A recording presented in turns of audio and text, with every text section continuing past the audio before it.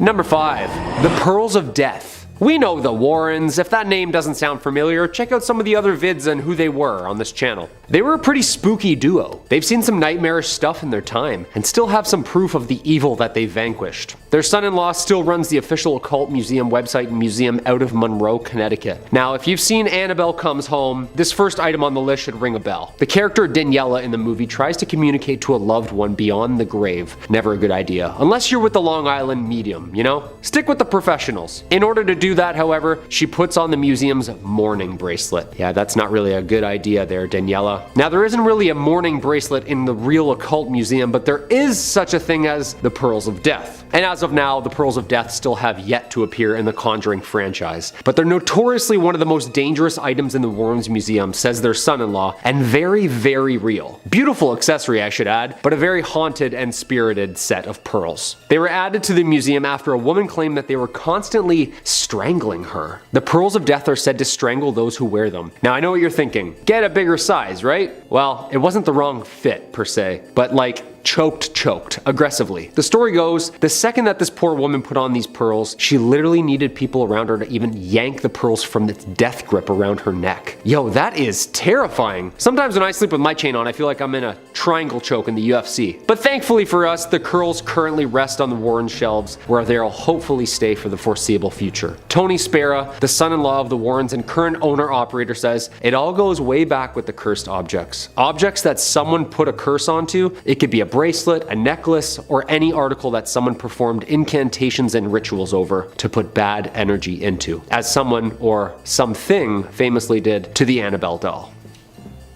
I feel like just talking about her, she's gonna show up. In the same way a priest can bless a holy relic, a satanic worshiper or black magic practitioner can curse a belonging, as seen with the Pearls of Death. Number 4, the werewolf paw. As always, if you dig what we do here on Top 5 Scary, hit that like button or feel free to leave us a comment down below. Let us know which James Wan Warren story is your favorite. I mean, nothing beats the David's exorcism scene in The Conjuring 3. Yeah, spoiler alert, it's uncomfortable to watch.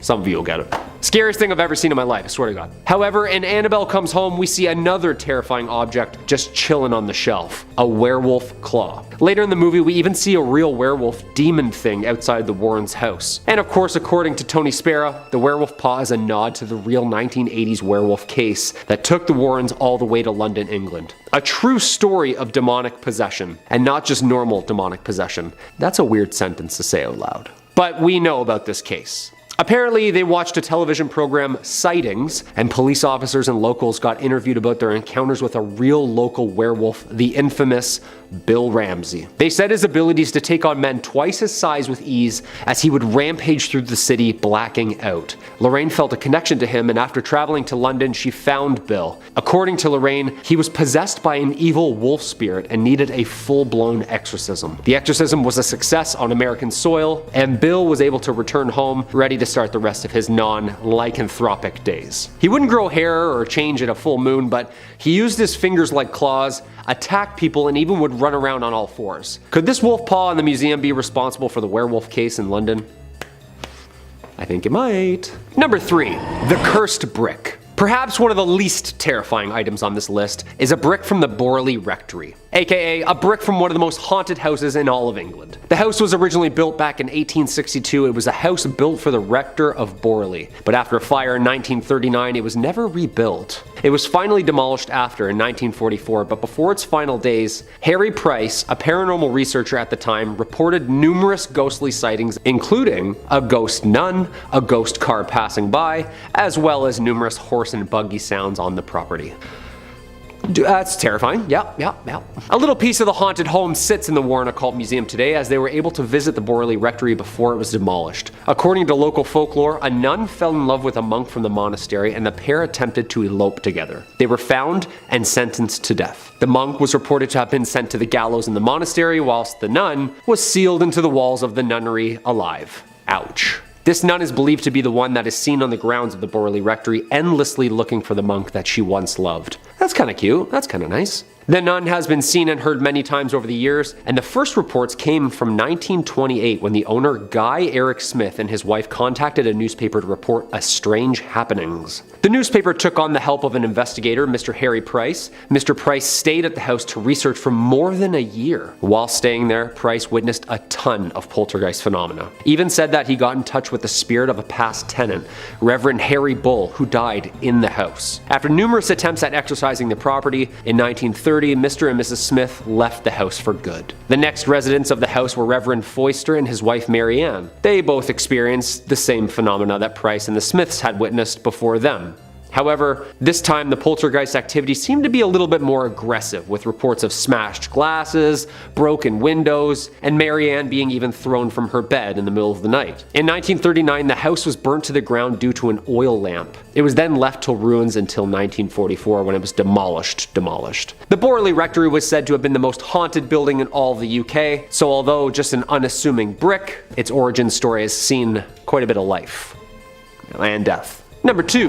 Black magic dolls. We already know some of the infamous museum dolls that are haunted by all hell, but we're not talking about Annabelle. There are apparently handfuls of other dolls that deserve some jarring honorable mentions. Tony Spera believes that there are dark powers that live amongst the various voodoo dolls and handmade figurines that are just casually splayed out for museum goers. Stuffed dolls like the Shadow Doll, of course, who looks like a night terror version of a twisted Muppets puppet. It's known for visiting dreamers and stopping their heart mid-nightmare with fear.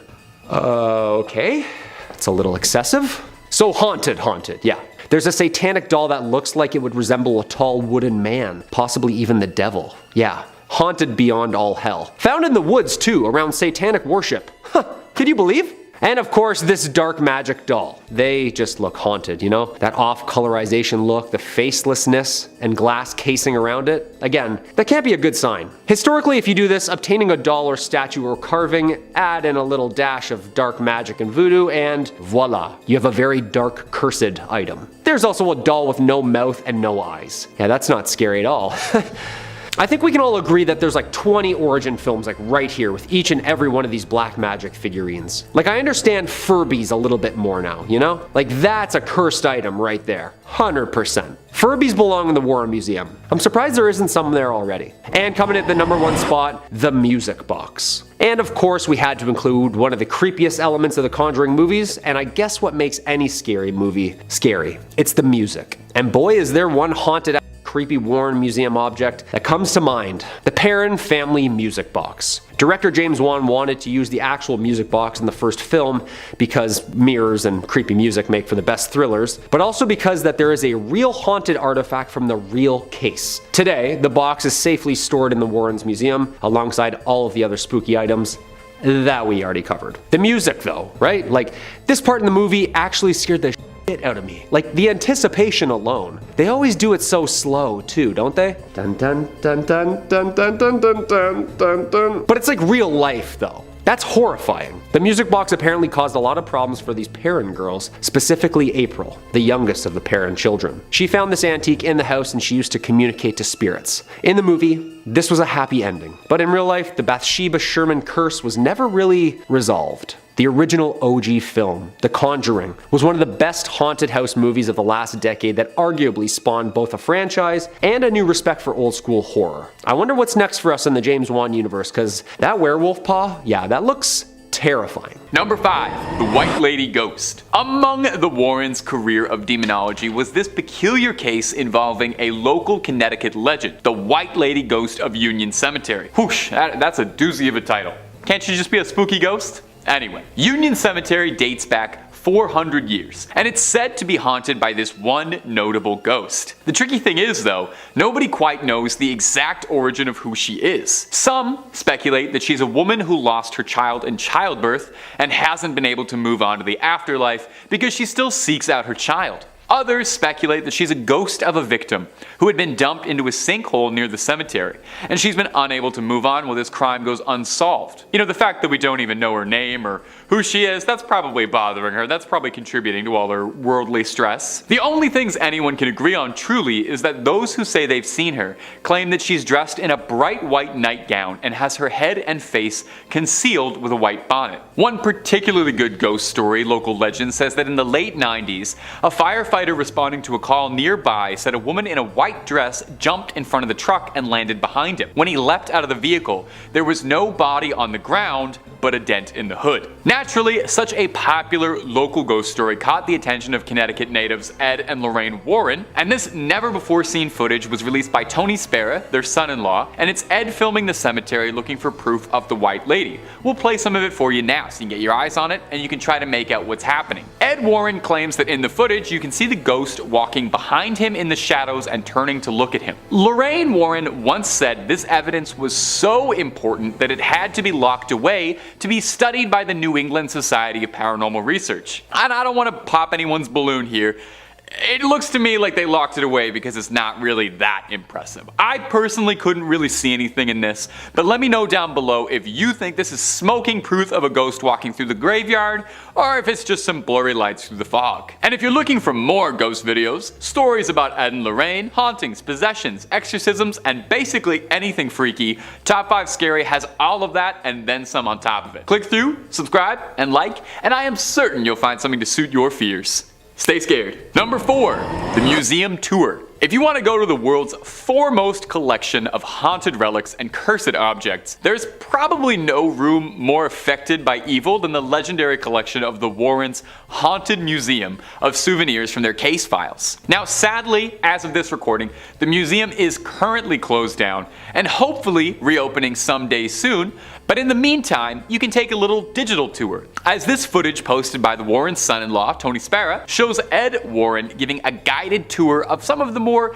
unique and memorable haunted artifacts resting in that Connecticut garage. Now, the full video is definitely worth a watch if you're a fan of the Warrens, since it's about as close as you'll be able to get to walk around the museum these days. It's a full half-hour long of Ed Warren walking around, going into grand detail and recounting some stories about their more notable cases. Some shoutouts I'll include real quick include the witch Hannah Cranna, an old Connecticut legend, or the Conjuring mirror, which might sound like it has something to do with the movie series, but actually refers to a bizarre case where someone used the mirror in a ritual to try and summon a demon and ended up inviting a poltergeist into his house. Ed talks briefly on some of their favorites, their cursed dolls and toys, such as a dinosaur from the Devil Made Me Do It case, and of course, no visit to the Warrens Museum could possibly exclude mention of Annabelle, who's basically the star attraction of the place and probably why anyone knows who the Warrens are and what keeps the lights on for so long. Annabelle is shown under a tight lock and key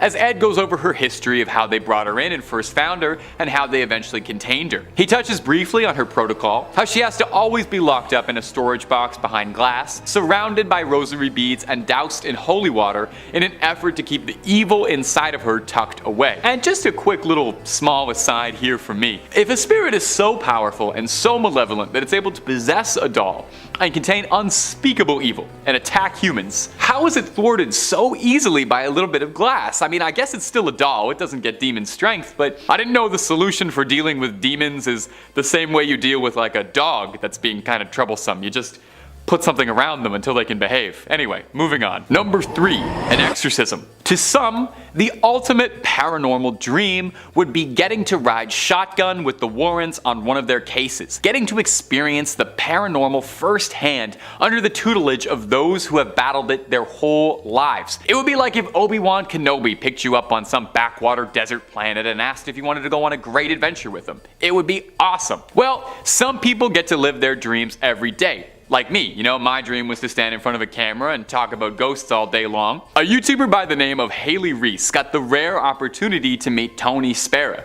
the husband of Judy Warren, daughter of the family.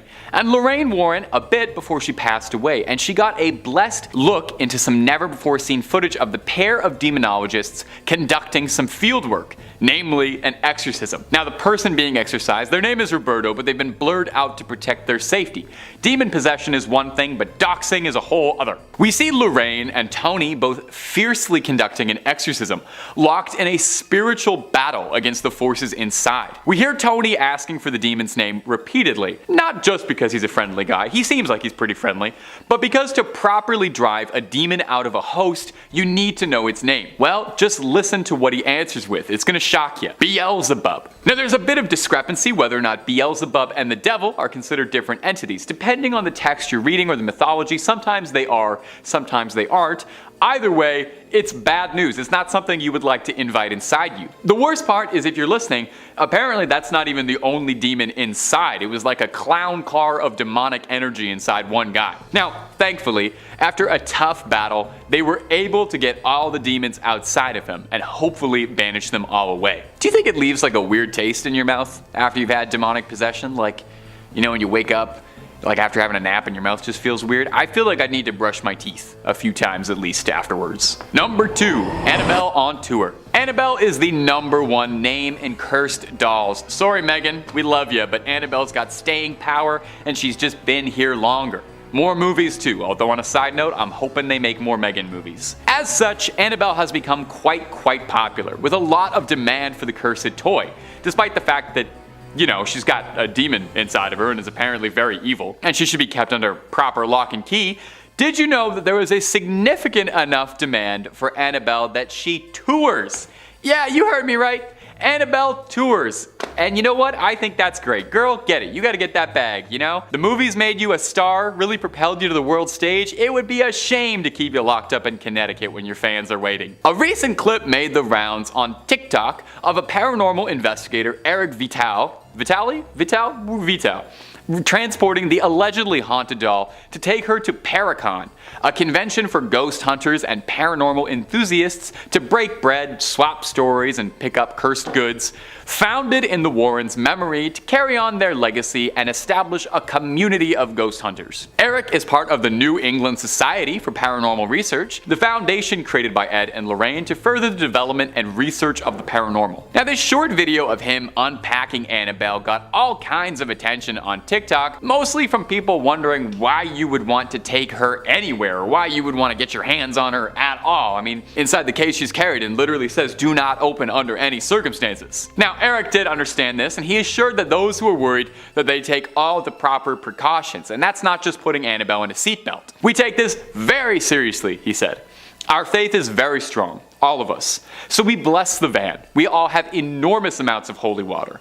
We have a priest come in, bless the area, and bless the items. And maybe put her in a car seat too, just to be safe." And number 1, Buddhist exorcism. You know, it wasn't just the United States where Ed and Lorraine worked on their cases. If there was a call for it, the Warrens would do their best to answer. Plus, I feel like if you only ghost hunt in one country, you're missing out on so many good demons and scares. If you're a fan of the channel, then you know by now just how many really fascinating cultural and regional monsters that exist out there and all the different ghost stories that exist. You know, you can spend your whole life battling demons, but have you ever gone toe to toe with a yokai or an oni? Maybe that's why the Warrens decided to take a trip to Japan in the early 2000s. Maybe they just wanted a nice vacation, or maybe they were getting tired of local poltergeists and wanted a new difficult challenge. They set out to Japan to investigate these allegedly haunted tunnels, where a number of people were reported to have died in. Ed was a former World War II Navy veteran, and he had spent a lot of time around Japan and was interested in their culture and the reports and things that he had heard. Of course, it was hardly a vacation, because while they were there,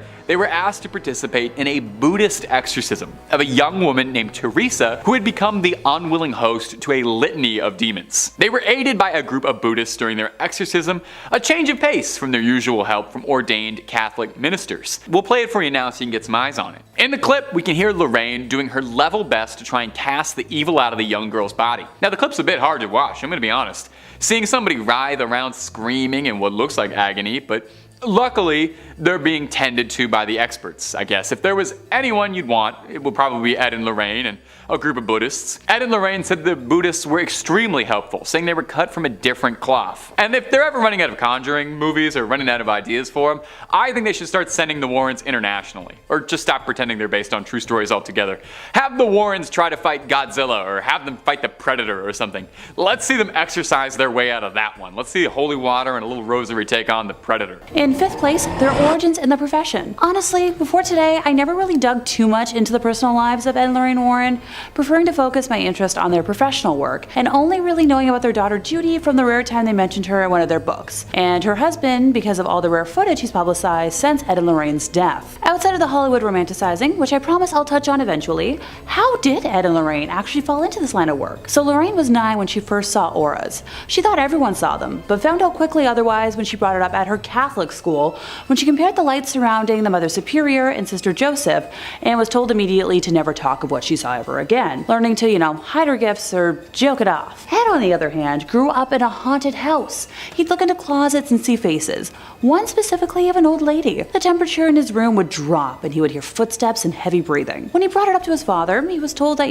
there's a logical explanation for everything, and just leave it at that. So they both did their very best to try and ignore their gifts, wanting to live normal lives, but the universe drew them together and had different plans. Ed had a near-death experience while serving in the Navy during World War II, when the ship he was on collided with an oil tanker in the North Atlantic. A fire erupted and all of the men on the ship had to jump overboard. As Ed was in the icy water, he prayed for help and was soon rescued, believing it to be from cosmic interference. So after that experience, he returned home and asked Lorraine to marry him, and they got married almost immediately. After the war, Ed took up a profession as a fine arts painter, with the duo traveling from fair to fair to sell their wares. And eventually this became helpful during the beginnings of their work. They would research houses they believed to be haunted, and then, go to that house.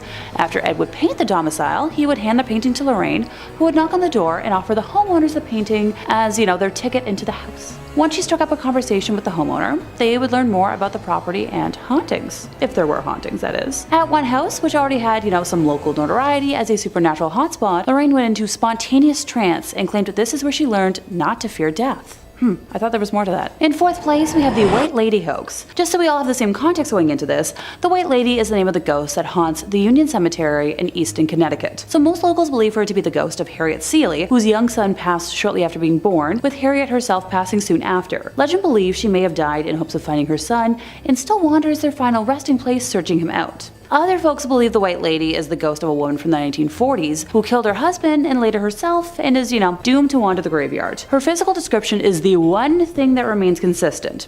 She is a young woman wearing a white dress with dark hair. So, me if I was wearing white, which will never happen here.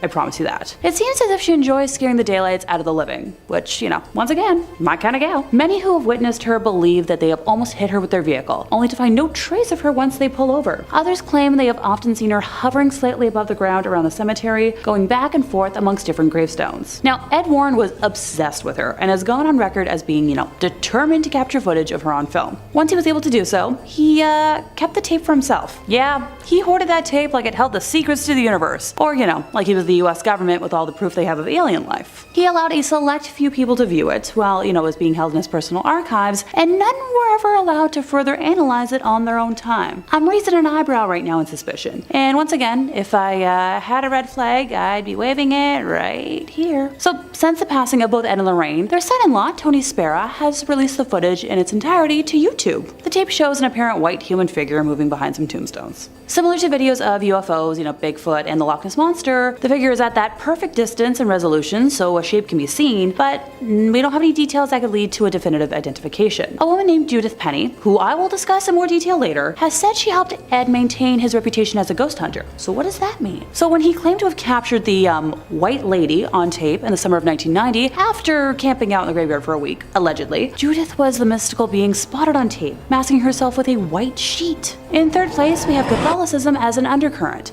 This is probably the only thing that has always bugged me, and while it might be less of like a secret in the gotcha sense, allow me to explain. Hauntings Ed and Lorraine spoke about were caused by people who refused to conform to traditional family values. Only people who submitted to the patriarchy and the church could be safe in their eyes. Their 1980 book, The Demonologist, kind of explains it all. That Ouija boards would get you haunted, but so would reading books about witchcraft, owning an image of a non-Christian deity, or attending conscious-raising groups. The horror in Amityville was supposedly aggravated when the unlucky homeowners engaged in the unholy pagan practice of, meditation. Addiction, depression, and disobedient children were all satanic. Hate, rage, despair, misery, drunkenness, and a sense of worthlessness will attract the demonic in a snap, according to Ed. One story in The Demonologist centers on a young woman who succumbed to evil after being fornicated with against her will. I do own this book, and I remember that not sitting super well with me. It was essential not just to stick with the status quo, but to be satisfied, with Ed going on record as saying, that a happy home is one's best defense, and even the most powerful exorcism will be effective only if you keep up an emotional atmosphere that does not attract such entities. And while I do believe this to an extent, not so far as Ed does. That atmosphere would involve going to church, by the way, saying that once a week was a good start. Yeah, I don't go to church. When you really think about it, the Warrens' entire basis of work kind of relied on victim blaming, evil that could, only happen to people who were already evil themselves. So personally, I don't agree with this whatsoever. Bad things do happen to good people, and not just because they don't follow Catholicism doesn't make someone evil. If you don't see what I'm seeing, allow another quote from Ed to help clarify things. People who do negative or patently unnatural things are essentially doing the devil's work for him, and actually attract negative spirits to their side. Ed Warren was the homophobic brand of Catholic. Yes, I'm fully aware that not all Catholics observe this, and while most do not, Ed fell under that specific strain that sadly does. As a queer gal who didn't fully learn this until today, it kind of broke my heart that people who were so open to helping others and the unknown could be so close-minded. In second place, we have fraudulent items in their museum. So Ed and Lorraine were investigating numerous cases from the 1950s until they passed, right? And they founded like a whole society devoted to the research and investigation of the paranormal in 1952. Not to forget their entire museum attached to their home dedicated to objects from their cases. So, explain to me how their website only has 10 public case files, and why so much from the museum looks like leftovers from a spirit Halloween. Doesn't anyone else find it pretty suspicious that we only get details from their really big news cases, while artifacts from other lesser cases are barely a footnote and have no story or witnesses attached? So in one corner of the Warrens Occult Museum is the skin of a tiger that is said to have killed 33 people in India while possessed by a demonic spirit. But yet, when I try to research this were-tiger, I find no account of any reportings in history about such a case, outside of, their quotes, or any offers from Ed and Lorraine to go into detail about any events leading to how it came into their possession. Seriously, take a look at some of this stuff. Given what I know about modern day Satanism, that idol looks like a papier-mâché alien mock-up. Well, most folks who practice Satanism don't actually pray to any sort of idol, or to the devil himself. But sure, for a moment I'll pretend like that's real, and move on to the, black magic skull, which just looks like a cheap haunted house prop for a glow-in-the-dark room. Ditto for the, chilling masks. You know what, actually that's a lie. I've seen cosplayers make better masks. I'm not going to even try to rationalize the skull with horns or the recreation of the Witch of Monroe. Y'all don't need to see me fuming right now. In first place, their personal life. So if you watch the film franchise, you'd think Ed and Lorraine had a pretty ideal, wholesome, perfect Americana family style life. But the reality isn't so shiny or pure, despite what, they preach all the time. In the early 1960s, Ed Warren initiated a relationship with an underage woman with Lorraine's knowledge. Ed was in his mid-30s when he met Judith, who was exactly half his age. Yucky. Having not yet gained enough fame as a self-trained demonologist to pay the bills, Ed was working as a city bus driver in Monroe, Connecticut, while Judith was a student at Central High School in the nearby town of Bridgeport, who,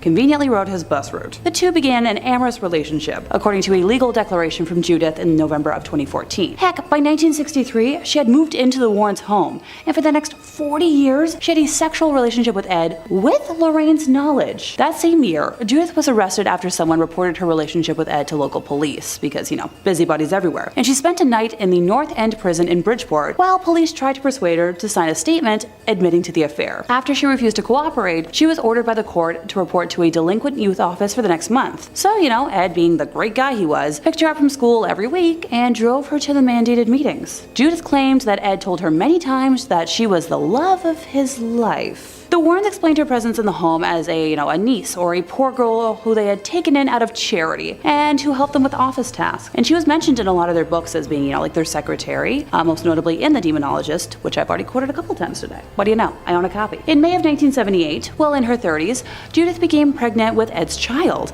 and Lorraine persuaded her to have an abortion because the birth of a child could become public and any scandal could ruin the Warrens' business. Now, if that wasn't awful enough, Judith has also claimed that Ed was, on occasion, physically offensive to Lorraine. Judith described one night in particular where she saw Ed slap Lorraine so hard she lost consciousness. Early on, she said, she witnessed him backhand his wife. Well, it might be easy to dismiss all these claims as, hooey, or someone trying to make something out of nothing.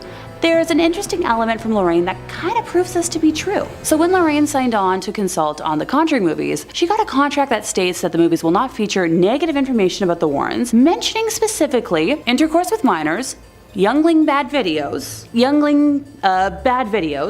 anything to do with women of the night, or sexual violence. Kind of weird to have to spell that out if you don't have anything to worry about. Now, this is where I was wondering, well, where was the daughter in all this?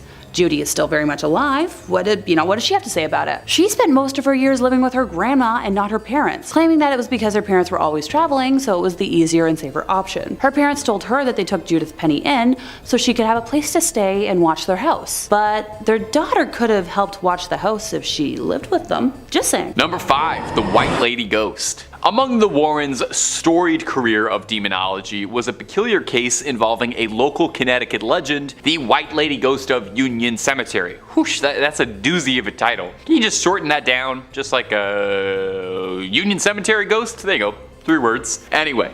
Union Cemetery dates back 400 years, and it's said to have been haunted by this one notable ghost in particular. Now, exactly where she came from, nobody's quite sure, Nobody's got an exact date and time. Some speculate that she's a woman who lost a child in childbirth and hasn't been able to move on to the afterlife and still seeks out her child. Others speculate that she's a ghost of a victim who was dumped into a sinkhole near the cemetery and is unable to move on while the crime goes unpunished. The fact that we don't even know her name, I'm sure that's probably bothering her somewhat too. The only things anyone can agree on is that those who say they've seen her claim that she's dressed in a bright white nightgown and has her head and face concealed with a white bonnet. A particularly good ghost story says that in the late 90s, a firefighter responding to a call nearby to the cemetery said that a woman in a white dress jumped in front of the truck and landed behind him. When he leapt out of the vehicle, there was no body on the ground but a dent in the hood. So naturally, such a popular ghost would have to catch the attention of Connecticut locals Ed and Lorraine Warren, and this rare footage is Ed filming the cemetery looking for proof of the White Lady. We'll play some of it for you now, and you can try and make out what's happening. It won't be the easiest. Ed Warren claims you can see the ghost walking behind in the shadows and turning to look at him. Now,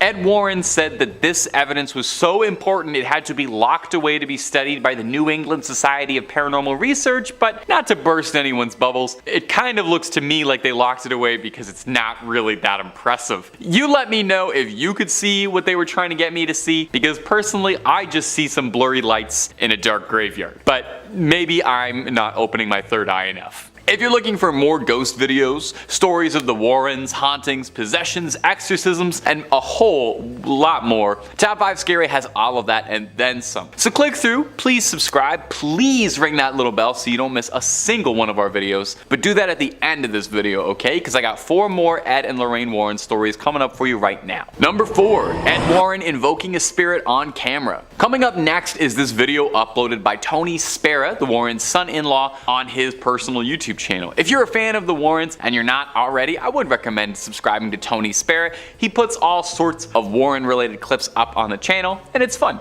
Now, it's hard to say much about this particular video because it was uploaded without a whole lot of context. The video doesn't really mention a date, a location, or a case, or anything else like that. It's a bit troublesome because the Warrens have said to have worked on hundreds of cases over the years, so this could be any one of them, or maybe it's just one of the lesser, less exciting cases that got pushed to the side. They can't all get made into movies, Now, in the video, we can see Ed filming what looks like a fairly normal 70s living room, although the room is definitely haunted. You can tell right away from that liminal yellow wallpaper color. You can hear Ed Warren yelling out the name of Jesus Christ in an attempt to provoke the spirit into appearing. It's said that during an exorcism, to get a spirit or a demon or a ghost to reveal itself, you need to invoke the name of Jesus Christ, put a little fear of God into him. After about a minute of some serious invoking, it seems like Ed is finally getting through to the spirit, because we see the table and chairs slide across the ground as if they're being pushed backwards by some incredible invisible force. Now,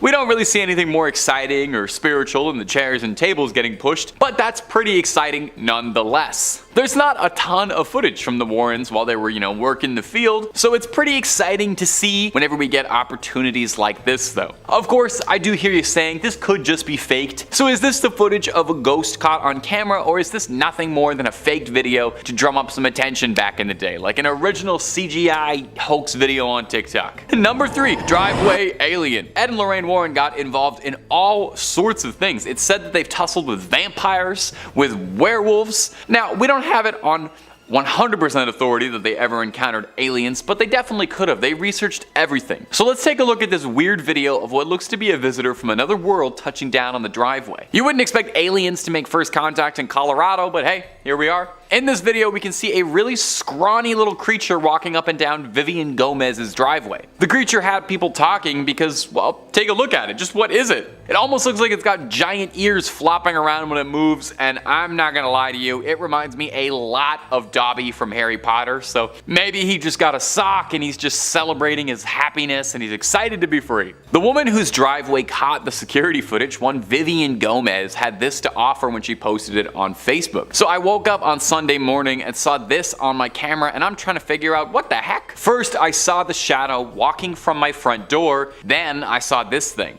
Has anyone else seen this on their cameras? The other 2 cameras didn't pick it up for some reason. Sadly, her security camera only films for about 10 seconds or so, so this is the only footage that she was able to capture of this mysterious driveway creature. Gomez clarified for everyone that whatever it was wasn't her son. Okay, we weren't thinking that, but now we're definitely not thinking that, because she doesn't let him out by himself that late, although that opens up a lot of questions. She saw something strange running around her driveway at night and considered the possibility that that might be her son. Like I said, I'm pretty sure the most likely possibility is that this is a freed house elf excited for the future, or a very confused alien. Could be an alien that just touched down. Maybe a Terminator traveling through time. That's why it looked naked. Gang, you let me know what you think what this mystery monster could have been down below. Number 2, Jharkhand. Coming up next is a clip out of India that went viral last year and captured the attention of paranormal enthusiasts, alien hunters, and skeptics alike. I like when you can get everybody all in together and like that. You see something weird on camera, we're like, is this an alien? Is this a ghost? Is this a demon? I'm not sure, but let's all take a look at it. A strange humanoid-like figure was spotted walking across the road in India, confusing everybody. Whatever it was filmed walking alone steadily on a bridge at night in Jharkhand in eastern India, staggering around through the night. Now the thing looks human, and my brain initially is like, yeah, that's a human. But the more you look at it, the more you start to wonder if maybe, just maybe, this might have crawled out of something. This creature is gangly, and it has these long arms and long pale white skin and very skinny, and it looks like something out of Silent Hill. Motorcyclists were swerving out of the way of this figure, which stops and stares at them for a bit before continuing to stroll onwards. Now naturally, this got people talking, because it's not every day you see a terrifying pale figure like that. More than a few people suggested that it could be an alien walking around the streets at night, explaining why it seems so confused. Others suggested that it could be a ghost, which would be pretty spooky. I would say it does seem like it's physically present. It seems like it's physically on the road, so I'm not 100% that it's a ghost. And finally, there's the realists who have suggested that this could just be someone who had a long night and is lost and on all the substances right now, just trying to get a good night's sleep. As far as I know, no one has cracked this case, certainly not Ed and Lorraine Warren, so we may never have a satisfying answer. And number 1, the Buddhist exorcism. It wasn't just the United States where Ed and Lorraine Warren worked on their cases. If there was a call for it, the Warrens would do their best to answer. Plus, I don't know, I feel like if you only hunt ghosts in one country, then you're missing out on just so many good demons and ghosts out there. If you're a fan of the channel, and I hope you are, then you know by now just how many amazing, interesting regional monsters, myths, and cryptids there are all over the world. You could spend your whole life battling demons, but have you ever gone toe-to-toe with an Oni or a yokai, something like that? Well, maybe that's why the Warrens decided to take a trip out to Japan in the early 2000s. Maybe they wanted a vacation and a change of pace, or maybe they were looking to challenge themselves. They set out to Japan to investigate these allegedly haunted tunnels, where a number of people were reported to have died in. Ed was a World War II Navy veteran and had spent a lot of time around Japan and was fascinated in their culture and the things that he had seen while stationed there. Of course, hardly a vacation, because while they were there, they were asked to participate in a Buddhist exorcism of a young woman named Teresa who'd become the unwilling host to a litany of demons. They were aided by a group of Buddhists during the exorcism, which is probably a change of pace from their usual ordained Catholic ministers. In the clip, we can hear Lorraine doing her level best to try and cast the evil out of the young girl's body. The clip is a bit hard to watch, and that's coming from someone who watches ghost videos literally every single day of his life. You're watching someone writhe around screaming in what looks like agony. But hey, luckily they were being tended to by the experts. Ed and Lorraine Warren spoke very highly of the Buddhist monks helping them as well, saying they were cut from a different cloth. I'm not sure if that's a pun or not. I feel too, if they ever start running out of ideas for the Conjuring movies, they should definitely start sending the Warrens international. Conjuring in Japan, I already feel like that's a good premise for a movie. Or maybe, and bear with me here, the Conjuring movies should get way more wild. We already know they're only based on true stories, they're not real stories, so just have them fighting Godzilla or whatever. I would love to see Ed and Lorraine Warren try and exorcise Godzilla. You let me know who you'd love to see Ed and Lorraine go toe-to-toe against. I'd want to see what they could do with Freddy Krueger too, personally. Number 5. Annabelle. Well, it just would not be the Warrens without Annabelle. She's easily the most famous thing in their collection, and let's be real, she's probably one of the most famous dolls on the planet. You know, Barbie, Annabelle. Do you ever wonder if they ever thank her for all the good publicity she's given them? By now, I'm sure if you're watching this video, you know the story of Annabelle, the haunted doll that they kept captive, but I'll run it by you again in case you don't. It was given to a nursing student as a gift from her mother, and within days, things started getting scary. Notes would appear around the house scrawled in red liquid that read out terrifying messages like, "Help me." Allegedly lunged at the girl's boyfriend one night, and well, after a doll comes alive and lunges at you, you call some help, and then Ed and Lorraine were called in to exorcise the demon inside Annabelle. In the end, they keep her locked up very tight, surrounded by rosaries and holy water to ensure the demon inside can't harm anyone anymore, and they keep her locked up except when they wheel her out for publicity events and take her to conventions. While Annabelle has enjoyed quite the career as a movie star, the real Annabelle is locked away to keep the evil dormant. In this footage, we're treated to some up close and personal glamour shots of Annabelle in the flesh, or stuffing, I guess, locked tight in her cage. The footage comes from Tony Spera, the son-in-law of Ed and Lorraine Warren, who's gonna get mentioned a whole heck of a lot in this video. He takes us on a brief tour of the museum, getting a real up close to it. Even through a YouTube screen, you can feel some evil radiating off this doll. Now sadly, if you're a big Warren superfan and you want to go check out the museum, unfortunately it's closed right now, but they are hoping to reopen it. So one day Annabelle can get back to scaring her fans in person like she always has. When I said before that they take her out to conventions, that wasn't just me being snarky, it's real. She just recently was at the Warrens Perron, the convention dedicated to supernatural hunters of the paranormal. You can line up, take a photo with Annabelle. I'm not sure if I'd take a selfie with her though. I don't know. It might look good on a Tinder profile, maybe? I'm not sure. And if you're looking for way more Ed and Lorraine content, true tales of terror, fake fibs of frauds, cryptids, ghosts, ghouls, goblins, aliens, pretty much anything scary under the sun and above it, well, you already know Top 5 Scary is the place for that. Make sure you stay subscribed. Please ring that little bell to the side so you get all of our videos when they upload. But do that at the end of this video, okay? Because I got 4 more pieces of Ed and Lorraine footage coming up for you right now, baby. Number 4, the museum tour. Now, if you wanted to go to the world's foremost collection of haunted relics and cursed objects, there's probably no storeroom full of curses more than the legendary collection of the Warrens' Haunted Museum of Souvenirs. Now, like I said just a second ago, the museum is currently closed as of the writing of this video, but they are trying to reopen soon. You know, cross your fingers. But in the meantime, you can take a digital tour, as this footage posted by the Warrens' son-in-law, Tony Spera, shows Mr. Warren giving a guided tour of some of the more unique haunted artifacts resting in the Connecticut garage. Now, the full video, definitely worth a watch if you're a big fan of the Warrens, since it's as close as you'll be able to get to walking around the museum these days. It's a full half-hour long of old Ed going into grand detail and recounting some stories about some of their more notable and famous cases. Shoutouts include the witch Hannah Cranna, an old Connecticut legend, or the Conjuring mirror, which might sound like it has something to do with the movie, but very confusingly refers to a case where someone used this mirror in a ritual to try and summon a demon, a different demon. Ed talks briefly on some of their many cursed dolls and toys, such as a dinosaur from the Devil Made Me Do It case and film, and of course, no visit to the Warrens Museum would exclude Annabelle. She's the star attraction of the place, probably what keeps the lights on for so long. She's shown under a tight lock and key, and Ed goes over the history of how they brought her in, and he touches briefly on the containment protocol for her, how she has to always be locked up in a storage box behind glass, surrounded by rosary beads and doused in holy water, in an effort to keep the vile spirits tucked away. A small question: if a spirit is so powerful and malevolent that it's got this unspeakable ancient evil that attacks humans, wouldn't it be stronger than a pane of glass? Wouldn't it be stronger than a thin little thing of glass? I guess it's a doll, but I didn't think the solution to ultimate evil was to just put like a fence around it. That's what you do when like a dog is getting into stuff that you don't want them to get into. You just fence them out a bit in the backyard. Dogs, haunted dolls. Okay.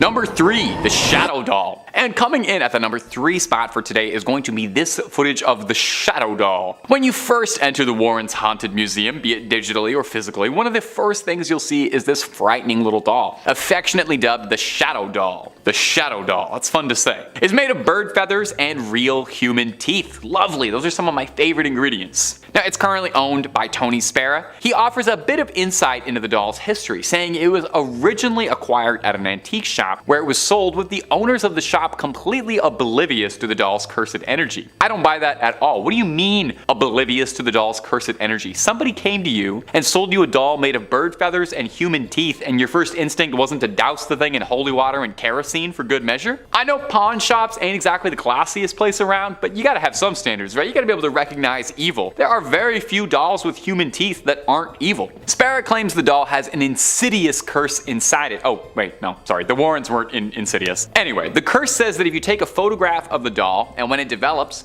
you write a curse that you'd like to inflict and then send it to your victim. The person who then opens the envelope and sees the photo of the doll will invite the curse into your home. The doll is also capable of some dream magic like Freddy Krueger, and can even stop your heart while you're asleep if Mr. Warren is to be believed. And I know what you might be thinking. Did you just curse all of us by showing us this footage and pictures of the doll? No, of course not. I toss a salt circle around the camera before I film anything, just to make sure no residual curses pass through the internet. I will say though, I have heard some pretty credible rumors that you're more susceptible to be cursed if you don't like, comment, and subscribe after watching a video, so I honestly would say on the safe side of things, you should do that. And on another side note, having done a lot of research on the pair of these two, I cannot stress how many haunted dolls and toys these people had. They had like the world's scariest Toys R Us in their backyard. Number 2, Scotland City under the city. Now, the Warrens' investigations didn't just take them on cross-country road trips in the United States. The Warrens visited a ghost in almost every state they claim, and then some. The Warrens' quest saw them traveling all over the globe in an effort to uncover truth and combat evil wherever it was found. In this recently uncovered footage, we can see a unique perspective from Lorraine digging underground in the secret vaults beneath Edinburgh. Under the ground is a series of large, cavernous vaults that were once used as a storage space for merchants, but when abandoned, became home to Edinburgh's poorest, who began to make it their dwellings. Probably a real nice space, you know, no daylight, musty air, thriving rodent population, but you know what? For the right price, I would probably go for it. It's probably better than most apartments in Toronto. Because of this, the vaults were the perfect place to conduct a little nefarious business that aren't quite fit to discuss on YouTube, but naughty stuff, just know that. It's believed that 2 of Edinburgh's most prolific criminals hid bodies here before taking them to medical schools to sell off. Having known this, with this context, it's absolutely no surprise that people believe the vaults to be haunted, and claim that they feel watched or touched when walking through them. So, if there's something weird going on, the Warrens follow. This one's actually pretty cool footage, I gotta admit. It's first person, making you feel like you're exploring the subterranean depths with her. She's being guided by an old Scotsman who seems to know the tunnels pretty well, and I gotta say, if I ever take a tour of an underground vault, this is exactly who I would like to be taking me, and an old Scottish man. That's the most appropriate and trustworthy way to go ghost hunting. Now, they didn't find anything on this particular investigation, but while in there, Lorraine does claim that she can feel something communicating with her. Could it be spirits from long ago reaching out to Lorraine Warren, who claimed she had an extrasensory gift? Or maybe it was just kind of cold down there. And number 1, an exorcism. To some, the ultimate dream would be getting to ride up in the front seat with Warrens on one of their cases, getting to experience the paranormal firsthand under the tutelage of those who claim to have battled it their whole lives. It would be like if Obi-Wan Kenobi asked you if you want to go on an adventure with him. It'd be awesome. Well, hey, some people, they get to live their dreams every day. Like me, my dream was to stand in front of a camera and endlessly talk about ghosts and goblins, and it really is just the best. But a YouTuber by the name of Haley Reese got to live her dream when she met Tony Spera, the husband of Judy Warren, the daughter of the family, and Lorraine Warren, a bit before she passed away. She got blessed with a look into some never-before-seen footage of the pair of demonologists conducting fieldwork, namely an exorcism. Now, the person in the video has been blurred out to protect their safety, as, you know, it's one thing to be possessed by a demon, but doxing, whole other. We see Lorraine and Tony both fiercely conducting an exorcism, locked in spiritual warfare against a demonic force. We can hear Tony asking for the demon's name repeatedly, not because he's a friendly guy trying to make conversation, but because in order to properly drive a demon out of a host, you need to know its name. The name said, Beelzebub. Now, there is a little bit of a discrepancy whether or not Beelzebub and the devil are considered different entities, really depending on what book and depending on who you ask. Sometimes they are, sometimes they aren't. Either way, it's very bad news to have inside of you. Worst part is apparently that wasn't even the only demon inside there. It was like a clown car of demons inside one guy. Not enough room. Luckily, the pair was able to get all of the demons outside of them and banish them away. Does anyone wonder, does it leave like a weird taste in your mouth after you've had demonic possession? I feel like there's an aftertaste, you know? I definitely feel like I would need to brush my teeth afterwards, I think. Coming in at number 5, we have Demonic Boy. You might have seen the photo of the Demonic Boy, but did you know that the photo was taken by Ed and Lorraine during the investigation into the Amityville horror? The photo is famous in its own right, with it showing a demon being caught on camera, meaning many did not know that it was from this case. The photo features what appears to be a young boy with white eyes who is peeking out of a doorway. Ed and Lorraine had set up an automatic camera that took infrared pictures to capture the second floor landing during the night. In the morning, when they checked through the pictures, they were shocked to see the little boy in the image. This remained a secret until 3 years later when it was shown to the public. But who could the boy be in this image? It is believed to be John Defeo, the young boy who died in the home along with the rest of his family. Usually this would just be a guess, as you don't usually get a clear photo of a spirit, but if you compare the photo of the ghost boy to a photo of John Defeo when he was alive, you can see that the spirit has the same features as the young boy. It appears to be bloody and possibly broken, but you can still tell that it is the same. The boy's hair also matches how it was when he was alive. It seems to prove that members of the family chose to stay within the home after they passed away. This could explain why the house is so haunted. Maybe they were trying to warn the Lutz's family not to stay there, or they might meet the same fate. Coming in at number 4, we have the Defeo's furniture. When the Lutz family bought the house, it still had all of the furniture from the Defeo's family inside. It all remained untouched since that horrible night. The Lutzes decided to keep all of the furniture so they could move in with it already to live in. The family even slept in the same beds that the Defeos passed away in. Ed and Lorraine believed that the presence of the same furniture could be what caused the hauntings. The spirits were upset that there was a new family using their home. The spirits may have been attached to their beds where they had their last moments. This could even explain further into the demonic boy photograph. John Defeo looked to be in pajamas peeking out from around his door. His spirit may have been resting in this bedroom when the camera awoke him and he went to investigate the noise when he was caught on camera. When hauntings occur, spirits often have attached themselves to an object, sometimes paintings, mirrors, or a creepy doll, so it seems likely that if you keep around the furniture of the family, then at least one member of the family will be attached to the house. This might have caused the Lutz's family to experience nightmares from sleeping in those beds and absorbing the spirit's fearful energy, as well as explaining the other horrors they experienced while living in the home. I don't think I could sleep there or keep any of the furniture if I knew what had happened. Coming in at number 3, they didn't plan to leave. Everyone knows that the Lutz family lived in the house for less than a month. But did you know that on the morning they left for the last time, they had always planned to return?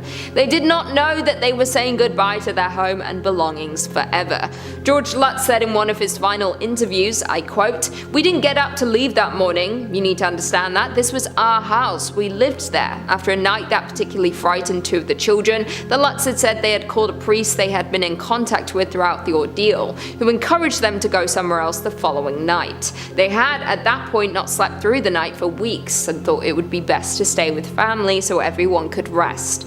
Instead, they ended up packing their bags from Kathy's mother's house, leaving the rest of their belongings in the house and boarding a plane for San Diego.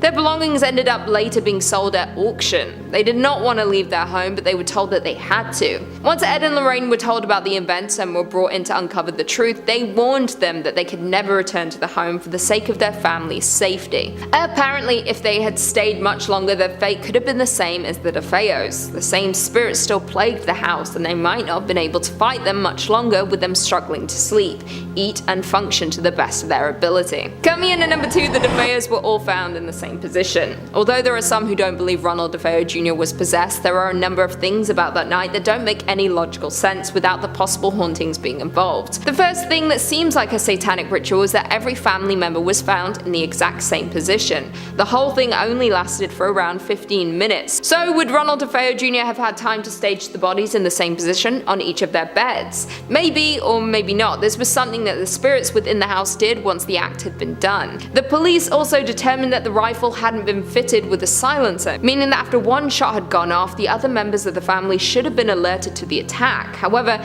there was no sign of a struggle, nor was there any evidence that sedatives had been used to knock the victims out or keep them quiet. All of which is incredibly weird. So why did no one hear the shots? It seems there is no explanation for this. The only reason anyone was alerted to what happened was the family dog. He alerted the neighbors who called the police. Whether you believe in the paranormal or not, the details of this case are undoubtedly strange. Ed and Lorraine believed there was a great evil within the home. They said they had never been so scared by a case. They commented on how powerful the spirits within the house were. They even followed them home after their investigation. And finally, coming in at number 1, we have second killer. There might have been a second killer who was never caught, but there might not have been. At this time, police and investigators considered the fact that more than one person may have been responsible for the attacks. It was the only way they could make sense of some of the more puzzling aspects of the crime scene.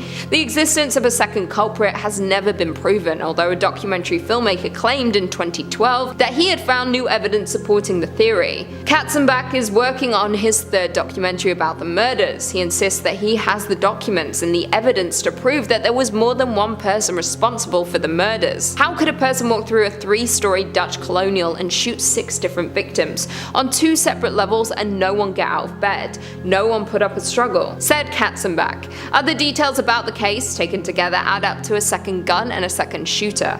Evidence like a photograph of a pillowcase found in a trash can next to the canal, along with a gun found at the bottom of the canal. The police were not convinced that there was enough evidence since Ronald Defeo Jr. confessed to the case. It was a simple open and shut case and he was convicted. However, he did say the voices told him to do it. Could it be possible that he did have help, that the evidence isn't there for the police as the help was from an entity rather than a person? The entity would not have left fingerprints or evidence of any kind, but the simple fact that things have never added up make it extremely likely. Ed and Lorraine's findings within the house would also support this. They noted that there were a number of violent, powerful entities within the home, powerful enough to attach themselves to Ronald Defeo Jr. and help him with his crimes. Number 5. Amityville. It's hard to say outright what the most famous Warren case would be. Annabelle, maybe? The Perron family that would inspire the Conjuring? If we're going solely on the amount of movies made based on one case, then it absolutely has to be the Amityville haunting. Amityville, Long Island was the center stage for one of America's most infamous and strange cases. In 1974, the house had been owned by the Defeo family, until one day Ronald Defeo Jr. went one by one with a rifle and ended the life of every member of his family, claiming that spirits and voices from beyond had told him to do it. Not even a year later, the Lutz family would move in, not particularly bothered by the house's dark history. I guess they were getting a great deal. During the first month of living there, they realized almost right away that something was wrong. Swarms of flies appearing everywhere, banging noises, and even seeing spectral apparitions of monstrous animals or phantasmal beings, you know, usual stuff when you move into a fixer-upper. The experts in the paranormal, Ed and Lorraine Warren, were called in to investigate the haunting to see if there was anything they could do. They brought with them camera crews and tried to record their findings, most famously finding a photo of what appeared to be the ghost of a young boy, replete with shimmering eyes staring down from the stairwell. It's actually pretty chilling. Now, it should be addressed that even by skeptic standards, there is a lot of debate as to whether the Amityville horror was closer to the Amityville hoax. George Lutz, the patriarch of the Lutz family, contacted the Defeo's lawyer, William Weber, who said he was trying to get a book written up about the client, and Weber had later told news media that the haunting was all just a grand exaggeration that he had collaboratively made up with the Lutz family over a bottle of wine, in the hopes of getting a retrial and in the hopes of getting a bit of commercial success for the Lutz family. So I ask you, what do you think? Real example of America's most famous haunting, or just a scary story to sell some books and make some movies? And my ghouls and goblins, if you're looking for more terrifying true tales, or maybe true tales, from ghosts to cryptids to aliens and way more, Top 5 Scary has all of that and then like 10,000 videos on top of that. Drop a like, a subscribe if you'd like, and if you want to stay scared, you know where to go. Alright, moving on. Number 4, Enfield. Another very famous chapter from the Warrens' playbook was the Enfield poltergeist. While not quite as legendary as their other cases, it was still compelling enough to serve as the inspiration for the second Conjuring film. Now, this movie took a few liberties here and there, but for the most part was fairly inspired by the real case. So let's take a little look over as to what truly happened in Enfield all those years ago. It was 6 years after the Perron family haunting, all the way up in Enfield, England. The Hodgson family had been living there peacefully, one single mother, Peggy Hodgson, and her 4 children. It was the summer of 1977, when the youngest members of the Hodgson family seemed to be being targeted by some invisible presence. They saw the dresser of their bedroom sliding across the room as if a powerful force was pushing it all around. They would hear constant knocking from all over. The family had called the police, worried that there might have been a burglar, and when officers arrived, they claimed they arrived to a home where the furniture was free floating throughout the air. Over the course of a year, psychics, investigators, amateur and otherwise, all came to the Enfield house in the hopes that they would be the one to be able to crack this case and figure out just what was causing these mysterious occurrences. Of course, among them was Ed and Lorraine Warren. You probably could have guessed that's why I'm talking about it in the video. They were certain that they had on their hands another classic poltergeist scenario. Now, unlike the film, the story actually does differ pretty greatly here. In the real story, the Warrens were not terribly involved with the Enfield haunting at all. In fact, and were barely there for a few days even. There's even some reports that they were there strictly for media attention, saying to another investigator that we can make some real money off this case. Most of the investigators called believed that the case had been a hoax and largely exaggerated and stretched by people involved. The Warrens thought they had a pretty good case on their hands, but was that because there was a real spirit? Or is it just because they knew they had a great plot outline for a possible movie sequel in their franchise someday? In 1979, the Enfield haunting kind of just up and stopped abruptly. No more sightings, no more reports, and no one was ever really sure what had happened. Was it ever really there? Number 3, the Perron house. This maybe is the most famous of all the Warrens cases, and definitely one of the most recognizable, as it was the case that inspired the first of the Conjuring smash hit films, and I'll be honest, it's probably why you even know who the Warrens are. I'm certain if you're watching this video or you've been a longtime fan of the channel, you know the ins and the outs of the Perron family haunting probably better than I do, to be honest. But hey, we could all use a little refresher and a little touch-up sometimes. There's nothing wrong with review, so let's get right into it. In 1971, the Perron family moved their 5 daughters into a massive farmhouse in Rhode Island. I think the thing had like 14 bedrooms or something just absurd. It seemed perfect for Carolyn and Roger Perron. They had found their dream home. It was spacious, it was a nice neighborhood, there was room for their kids to play. It would have been a perfect forever home if it wasn't for the fact that malicious spirits had already decided to make it theirs. Shortly after the Perrons moved in, they noticed a series of inexplicable happenings. At first it was pretty benign, you know, some things go missing, objects move unexpectedly, unexpectedly. You find a chair in a room you wouldn't expect it to, but then it ramped up rather quickly. The parents would claim every morning they would smell the smell of rotten flesh, and they would wake up to discover their beds levitating. And you know what? On some mornings I'd probably sleep right through that too. The family researched the house a little and discovered that it had been owned by a lineage of one family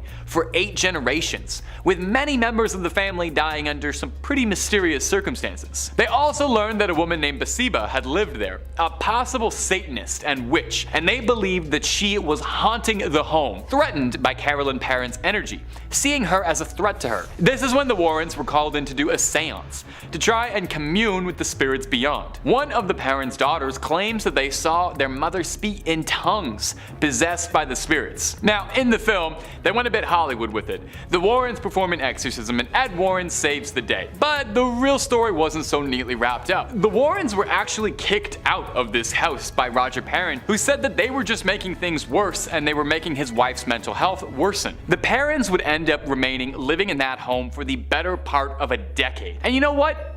Honestly, if rent was good enough, and if I could get those malevolent spirits to offer to, I don't know, help out with the dishes every now and again, maybe kick in a few bucks for Hydra and the internet, I'd probably be okay with it too. Number 2, the Southend werewolf. Now here is an interesting one for you. This is probably one of the oddest cases in the history of a pair of demonologists who made a career of exclusively investigating the most bizarre cases possible. It takes us back to England once more, this time in Essex. Now, unlike a majority of the Warrens' cases, this wasn't a haunted house or a poltergeist, but it was someone claiming that they had been cursed with lycanthropy. A fairly innocuous carpenter, one William Ramsey, had claimed that since boyhood he had been cursed to transform into a werewolf. I am so jealous. It hurts so bad seeing someone live out your dreams. I wanted to be a werewolf more than anybody, and I didn't get it. He claims that it had plagued him his entire life, his first transformation occurring during boyhood. He was playing outside when he felt an icy breeze come over his skin, freezing his sweat in place. He said he then felt this primal bloodlust and hunger come over him and was overwhelmed by a pungent foul odor. He flew into a fit of rage and found himself tearing up a fence post with the fence still attached and gnawing at the wire mesh. You know, just regular stuff that kooky old kids do. For years, he thought it was just a very bizarre chapter in his life, something that came over a boy no one could explain. But in 1983, Will was out with friends when he felt it come over him again. He felt that freezing cold chill on his skin and excused himself to the bathroom. It's here where he claims he saw the face of a wolf staring back at him in the mirror. He called a cab home and claims he started to growl and try to bite his fellow passenger. The driver stopped the car, cause you know, I don't want a werewolf in my backseat either, and tried to get the raging man out of the back seat, and after minutes of thrashing, he finally calmed down. The years would keep going and William would do his level best to keep that inner beast in check. But it was in 1989 as his stories made the rounds of the tabloids that caught the attention of Ed and Lorraine, who convinced William to travel to Connecticut to visit them for an exorcism. Initially, William was skeptical, which I find very surprising. You think that you're turning into a werewolf, but an exorcism makes you raise an eyebrow.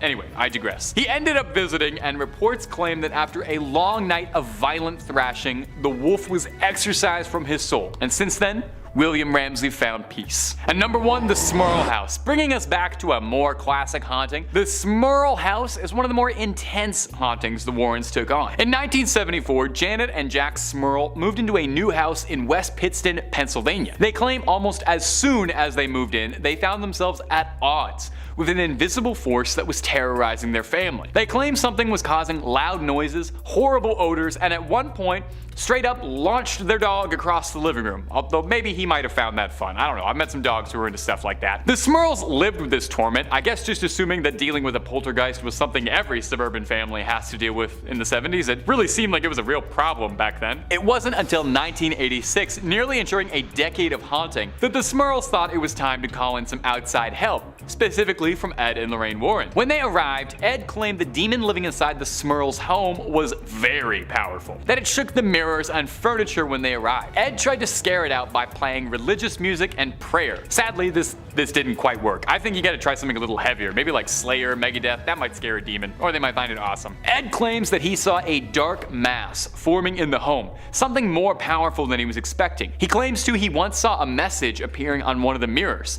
warning the pair that they needed to leave. Months went by where the Warrens tried everything they could do to get rid of the demon, but nothing was taking. Eventually, it took in 1986 when a group of exorcists came to the house, and all took turns exorcising the house, and a priest even moved to the area, moved to the neighborhood just to keep an eye on things, make sure no demons were starting nothing. Number 5. Amityville. Believe it or not, there's actually 39 film adaptations made surrounding this case. Yeah, it's the OG case, the first crack at getting this terrifying formula down that we all love today. The Amityville Horror. Yes, the infamous haunting that took place on November 13th, 1974 at 112 Ocean Avenue, Amityville, New York. Well, in some versions, 108 Ocean Avenue. Places like that get really popular, you know? The Amityville Horror is a book by American author Jay Anson, published 1977, and it's also the basis of one of the scariest movies ever released from 1979 onwards. The paranormal experiences by the Lutz family has just led to great movies, you know? Spooky stories. It unfortunately has also led to controversy, lawsuits, name defacing, and of course murders and life sentences. But that was before all the media stuff. Hey, it was gruesome times. The LA Times said it was actually more hideously frightening than The Exorcist because it actually happened. Defeo was convicted of second-degree murder and sentenced to 6 life sentences. All of his parole appeals have been denied. For nearly 13 months after the murders, the house remained empty until it was bought by the Lutz family. And cue terrifying movie. When the Lutzes moved in, the furniture from the Defeo family remained intact from the night of the murders. Yeah, they actually didn't know. They just thought it came furnished. That's a ripoff also, I'd be pissed. New couch smell? Nope, just ghost plasma. Yuck. The Warrens' most famous case was the Amityville haunting. This is where 6 members of the Defeo family were found dead in their beds in 1974. A year later, the Lutzes moved in, and 28 days of this, basically. Also, let us know in the comments down below which Ed and Lorraine case scares the bejesus out of you the most. Like, which movie won't you watch, you know? I don't do dolls, dude. Annabelle gets me every time, I swear to God. Number 4. The Haunted. In 1991, the works of the late great Warrens was finally approached again after years of their demonic work had slowly and surely began to surface. They began fighting the good fight since the 40s, remember? With the success of the Amityville Horror in the late 70s and the popularity it brought to the demonology topic within the US, the Warrens' name and reputation was finally appreciated, and they gifted us another gem of a story to film. This 2-hour, made-for-TV film based on the horrific events that took place within the Smurl home in the 80s. The Haunted, released by 20th Century Fox, earned itself 2 Golden Globe nominations. The case file of the Smurl's haunted house in Pennsylvania in the 1970s was infamous for not only demons, but a certain type of evil entity, the incubus and the succubus. This demonic pair usually haunts a sleeping person, and their possession is usually based around a more explicit manner of haunting. Yeah, Google it up, you'll get it. This film does a semi-tasteful 90s job at expressing what the Smurls were actually working with. Spoiler alert, it's pretty messed up. Demons almost quote-unquote breeding with those it possesses. The Smurls' version of their story was the subject of a 1986 paperback book titled The Haunted, of course, where this movie of the same name gets its inspiration from. The Warrens are introduced and explored for the first time in this film. Like many of the film adaptations, the Warrens are first seen performing college lectures into various hauntings. Lorraine is portrayed by Diane Baker. Ed is played by Stephen Markle. A pretty 90s feel to it, you know? Grainy, it's a little campy at times, but it's the first formula to this huge film franchise. Isn't it cool that Ed and Lorraine have been part of the modern horror scene for like 70 years? Their cases have been a part of the horror landscape way before Juan developed his Conjuring universe. Whether you believe in these cases or not, it's clear that they've made an impact. Number 3, Bill Ramsey. Okay, so these Warrens have covered it all. Ghosts, demons, succubuses, even vampires. I'd love to see a good vampire movie, you know? Just Juan takes it into his universe. I'd love to see it. But werewolves? Like, for real? No way. In the 80s, they were fascinated with this werewolf legend, so Lorraine and Ed Warren traveled across the world in search of a real-life wolf man. They watched a television program, Sightings, in which police officer and locals got interviewed about their encounters with a local werewolf Bill Ramsey in London, England. Bill himself was questioned about his abilities to take on men twice his size with ease, as he would rampage through the city, blacking out. Lorraine felt a strange connection to him after this, and after a short trip to London, she found Bill Ramsey's whereabouts. Through British police departments, Lorraine made contact. Lorraine and Ed discovered that unlike most werewolf folklore, he does not change physically every moon, or it wasn't a bite that originally caused him to transform. Bill Ramsey, according to Lorraine, was possessed by an evil wolf spirit and needed help with a full-blown exorcism. The Warrens brought Bill back to Connecticut to meet Bishop Robert McKenna of Our Lady of the Rosary Catholic Church, and he agreed to perform an exorcism for Bill. The exorcism was a success, and thanks to everyone, today Bill lives a pretty normal life. I'd hope so. This is terrifying. Yeah, I'm not gonna lie, if that came to theaters, it would probably slap and horrify at the same time. Good problems, you know? Number 2, Japan tour. In the mid-1990s, Ed and Lorraine found themselves overseas in Japan, visiting Nagoya and Tokyo with a team of translators for a small tour of where Ed was stationed in World War II. And of course, some hauntingly terrifying demonic run-ins. First day, they went to see these haunted tunnels. Second day, they have haunted house run-ins with headless samurai. And thirdly, they witness and help out with a full-blown exorcism. Yeah, talk about a busy week. It's like a Warren 3-in-1 package deal. Their first day consisted of visiting a set of condo buildings apparently riddled with a ghost infestation. Beheaded samurai soldiers haunt the hallways, a ghostly couple and the woman ghost of the gallows haunt the premises. The second night, they visited a haunted salt mine tunnel. Ed said it was the scariest place he had ever been to. The tunnel had buried some odd 200 people alive when an avalanche caved miners in. Ouch. The third night consisted of this. That's right, a very, very unsettling real exorcism. Okay, yeah, I'm not sleeping tonight at all. The Warrens sat in on 3 high priests of knowledge and spirituality known as disciples as they watched an apparent snake demon slither its way out of a person before their very eyes. And of course, this footage of a young woman speaking in not her first language, but tongues. Just moaning in agony. It's kind of hard to watch all that demonicness. Spooky level? 10 out of 10, 100%.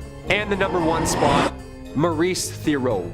And we come to Maurice. This one is terrifying on its own. It doesn't need a 3D movie follow-up. Maurice Theriault began to notice young he was able to do things that no other man is capable of.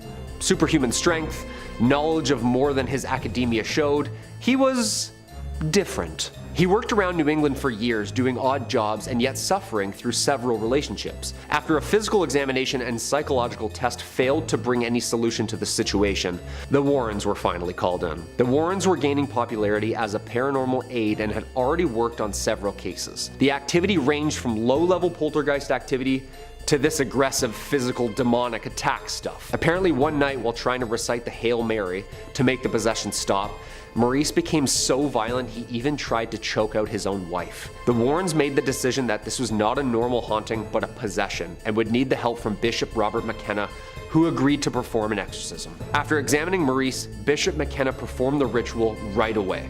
Dude, that's terrifying. He's just staring off like a reptile. Apparently the demon identified itself simply as, quote, "I am what I am." And also, of course, invoking the kingdom, referring to demons from the legions of evil type stuff. The exorcism was successful, thank God. A young French-Canadian character appears in The Nun, and is supposedly loosely based on the real Maurice, who the Warrens actually think might have been possessed by the devil himself. What do you think? Number 5, The Conjuring. The Conjuring is a 2013 horror film directed by James Wan, written by Chad and Carrie Hayes. It is the first film in the Conjuring universe franchise and also based on real events surrounding the Perron family's demonic experiences. Ed was a World War II vet and a former police officer who became a self-professed demonologist. Lorraine, a self-claimed clairvoyant, making them the best demonic duo out there. In 1952, Ed and Lorraine founded the New England Society for Psychic Research. They quickly gained notoriety as respected investigators after this case. The Perrons. In 1971, the Perron family moved into a 14-room farmhouse in Rhode Island where Carolyn, Roger, and their 5 daughters began to notice odd things happening almost immediately. First, missing items, salt shaker, broom, then some ghostly sightings. Then, well, you'll see. It was discovered that the home had experienced some previous sinister owners, self-immolation, deadly accidents, and of course, murder in the attic. one violent and destructive spirit named Bathsheba. Quote, whoever the spirit was, she perceived herself to be the mistress of this house, and she resented the competition of my mother posed for that position. Andrea Perron, the oldest daughter. Bathsheba Sherman, who lived on the Perrons' property circa 1800s, was rumored to have been a Satanist and involved in the murder of a neighbor. According to the oldest daughter, Andrea, there were numerous spirits that lived on the premises. The smell of rotten meat, beds levitating, and of course, the dirt-covered, abysmally cold basement. The Perrons asked the Warrens to come in more than 10 separate times on 10 separate occasions to help out their ghost problem. Lorraine conducted a seance to attempt to contact the spirits that were possessing them, to which during the seance Carolyn Perron was possessed. The family swear that she was speaking in tongues and even rising from the ground, sitting in a chair. Andrea said, my mother began to speak a language not of this world in a voice not of her own. Then her chair levitated and she was thrown across the room. Yeah, that's all the ingredients you need for an amazing horror movie universe to me. Terrifying. Number 4, Annabelle. The infamous Annabelle. We know her. The most haunted doll on Earth. First appearing in The Conjuring in 2013, then Annabelle Creation, then Annabelle Comes Home. I'm just waiting for part 4. Annabelle vs. Anderson Silva, UFC 279 live from Las Vegas. Yo, I'm straight up punting a haunted doll if it runs up on me, I'll tell you that for free. The film was inspired by the story of a doll named Annabelle, told by Ed and Lorraine Warren after obtaining and ridding its evil from its toy-like body. The doll is apparently responsible for 2 near-death experiences, 1 fatal accident, and a string of demonic activity. The doll's origins come from a gift to a young nurse named Donna from her mother for her 28th birthday. Donna brought it back to her apartment she shared with a roommate. Pretty normal Raggedy Ann doll. Then the two began to notice she'd move around on her own. They even started finding notes left around saying, "Help me," written on parchment paper, which they had no clue to even where to buy that or find that. Before long, they called in some help from a medium who insisted that the doll was harboring a spirit who had lived and perished on the grounds prior to their building being built. Medium called the priest called his father called Ed and Lorraine. So yeah, this thing is like haunted. You know when priests are like, oh god, no! Yeah, that's usually not a really good sign. Spirits do not possess inanimate objects like houses or toys. They possess people. An inhuman spirit can attach itself to a place or object, and this is what occurred in the Annabelle case. This spirit manipulated the doll and created the illusion of it being alive in order to get recognition. Truly, the spirit was not looking to stay attached to the doll, it was looking to possess a human host. Thank the gods, Ed and Lorraine locked her up in the occult museum where she lays to this day. Just waiting.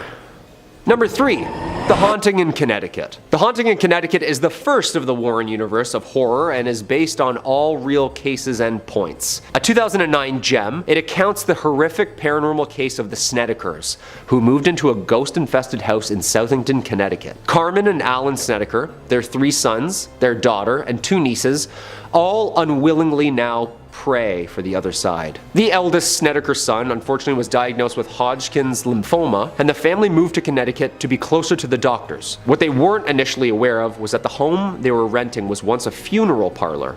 Yeah, tools and bloody furniture just lay as they once did, untouched. Mom notices items going missing. That's just the start. The children start to see strange people in their home at night, specifically a man with long black hair. Their son's drastic personality change, which included violent outbursts and attacks on his family, was then diagnosed with schizophrenia. No one was convinced though. It was agreed that maybe he was becoming a victim to the house's grim history after all. After weeks in the home to get the full demonic experience, the Warrens came to the conclusion that the morticians that worked on the home previously had practiced some abysmally sinister acts on the lifeless bodies, deepening the home in a twisted, dark origin. After Ed and Lorraine were called in to clean it up, an exorcism or 2, and the house finally became a home again. The case can be reimagined in 2009's Haunting in Connecticut, where the story follows the truth the Snedekers experienced all those years ago. It's pretty scary, yeah. Number 2, The Nun. The 2018 spin-off film and prequel to The Conjuring 2. A demon nun channeling an evil spirit named Valak. The Nun serves as an origin story of sorts within the Warren universe. Sister Irene and priest Father Burke travel to investigate a monastery in 1952 Romania after the Vatican learns of an accident and summons the father to investigate. According to the Lesser Key of Solomon from the 17th century, Valak is the Grand President of Hell. Valak's look in both films were inspired by an experience Lorraine had shortly after investigating the Amityville horror house in 1976. Lorraine was at home in her bed reading when she felt a presence. She saw a black whirlwind of dark mass enter the room. It was like a vortex. Lorraine prayed to be released from the forces of evil. She told it, "Leave and go back where you came from," over and over again. It vanished, but she never forgot. And cue scary movie. Yeah, apparently while investigating the once very haunted Borley Rectory, the most haunted spot in the UK, Lorraine had a run-in with a sinister nun. They ended up coming face to face with the churchyard's ghost, who was, according to lore, a nun buried alive behind the brick walls of the convent centuries ago after having an affair. Apparently Ed took photos on his camera of the Borley Rectory ghosts as they encountered them. Quote, "It was pitch black and there were no lit candles or lights. Photographers snapped photos on a 35mm camera with infrared film. When they developed the images, what appeared to be a spectral nun was seen walking down the aisle praying." And number 1. Part 2. The Conjuring. The devil made me do it. Sounds like a lame Satanist excuse, doesn't it? Actually, now a term of phrase pleaded before a court of law. Yeah, who knew? Could possession under demonic circumstances prove innocence over acts performed while under? This is the 8th installment of the Conjuring universe. The plot is as follows. It's 1981. Ed and Lorraine documented the exorcism of 8-year-old David Glatzel, attended by his family, his sister Debbie, her boyfriend Arn Johnson, and Father Gordon of Connecticut. During the exorcism, Arn invites the demon to enter his body instead of remaining in the boy's. The family, including the Warrens, witnessed the demon transport itself from David's body to Arn's body while he suffers from a heart attack and is taken to the hospital unconscious. Arn and Debbie return home, but Arn is left feeling a little unwell and eventually ends up murdering his landlord, stabbing him 22 times due to this demonic possession. Yeah, sounds pretty terrifying, doesn't it? His case becomes the first American murder trial to claim demonic possession as a defense. Well, sorry to break it to you, but this is literally a play-by-play of the events that actually happened. Yeah. Maybe not shot for shot, movie style, but the script and skeleton was there for sure. Arn was subsequently convicted after a messy murder trial, though he served only 5 years of a 10 to 20 year sentence. The case was huge. It attracted huge media attention and in fact was the first in history of the US claiming the paranormal as a defense. The couple went on to marry each other, and tell their story as the Warrens side as well. Books, documentaries, and eventually this huge film universe. Yo, all of this just got way more scary, right? Like, I gotta rewatch all 8 parts. Who am I kidding? I'm not gonna watch them. I watch horror movies like this. You know? Number 5 on this list is the relationship. As we'll look at a bit later in this video, Ed and Lorraine's relationship might not have been all it was cracked up to be. The couple that inspired The Conjuring have often been talked about as being one of the greatest married couples ever. In the movie The Conjuring, the pair very clearly have each other's back, and it's clear that there's a deep foundation of love between them. Or at least that's how the movie likes to show it. Real life may have been a lot different. Judith Penny was someone who would have had access to the Warrens' relationship and would have been able to see it behind closed doors. We'll get into why that is the case later and explain who Judith Penny is, but for now, just take my word for it. Apparently, she has come out and said that the Warrens' beautifully loving relationship that we saw on screen is all a bunch of baloney. In truth, Ed was extremely violent and toxic to Lorraine. This toxicity would manifest itself in many different forms. Oftentimes it would come out in harsh, verbal abuse that felt as if it was coming right from thin air, totally unprovoked by Lorraine. However, occasionally this would manifest into physical abuse. Judith has come out and said that one particularly bad evening she saw Ed backhand Lorraine across the face with all his might, and apparently she lost consciousness. Now, Lorraine wouldn't just sit there and take the abuse either, she would fire her own shots as well. Judith thought that some evenings one of them wouldn't even be waking up the next morning based on how much they were fighting and how intense it would get. This has all the telltale signs of a horribly toxic relationship. The pair were just very good at hiding it. Number 4 on this list is the Amityville horror story. I feel like you've heard this story before, guys. Arguably the most famous of all the Ed and Lorraine Warren cases, this singular case launched the pair onto the main stage as being some of the biggest demonologists and paranormal investigators on the planet. Therefore, it was incredibly important to their image and their brand that this story was believed by the public. Fact of the matter is, though, they made the entire thing up. Ronald Defeo Jr. was the spark behind this entire story. In 1974, Ronald gunned down his entire family in that home for seemingly no reason. He was later sentenced to life in prison for his crimes and died behind bars at age 69. These murders were brutal though and were heard nationwide. That's why when the next family to move in claimed the house was haunted, it actually got a ton of attention. The family said that slime would appear all over the place with no apparent origin. Things would swing open and objects would fly around the room. The house itself could simply not warm up and would stay incredibly cold for weeks on end. The media got wind of this and so did Ed and Lorraine. They went into this place and went on to have their most successful case ever, ultimately concluding that the house is in fact haunted. However, this just simply was never true. The family's lawyer later came out and said that they collectively made up this story together and thought it would get a lot of traction over a few bottles of wine. The Warrens' initial success literally started by a few drunk people deciding they were going to pull a trick on everyone. Even though this news came out, the Warrens have always held strong onto the fact that the house was in fact haunted. Number 3 on this list is Judith Penny. Ed and Lorraine Warren were married right up until Ed died back in 2006. The couple had been together for a long time and shared quite the life together. I mean, think about all the crazy things that they did. I highly doubt that many people can say that they stopped ghosts around the world and became famous together. While they were at the height of their success, they looked like a power couple. A real duo that you wouldn't want to trifle with. Ed and Lorraine Warren together taking on the world one ghost or possession at a time. Well, during all of that, although it looked like it was just the two of them, there was actually a third. Judith Penny has come forward and said in a sworn statement that she had a relationship with Ed Warren for 4 whole decades.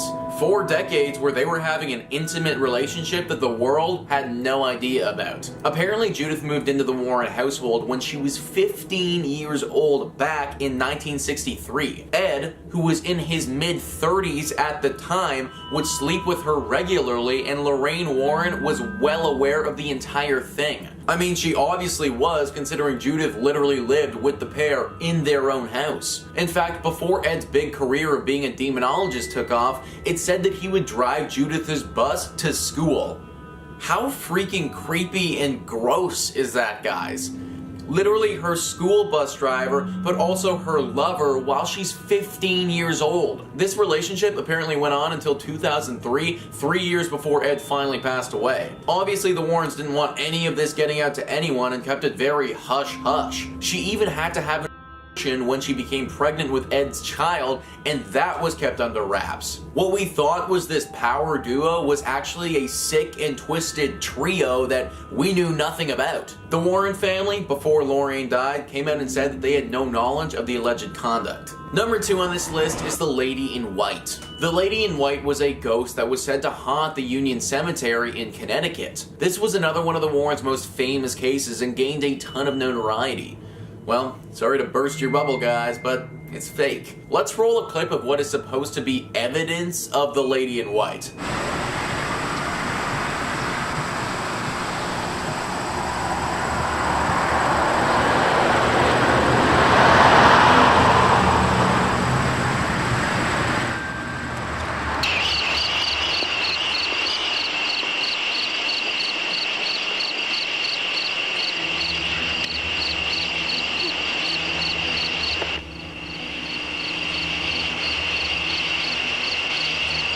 So first off, where the hell is the ghost there, and how on earth did this qualify as proof? Like, frankly, I hardly see anything at all, but even if I did, guess who's behind it?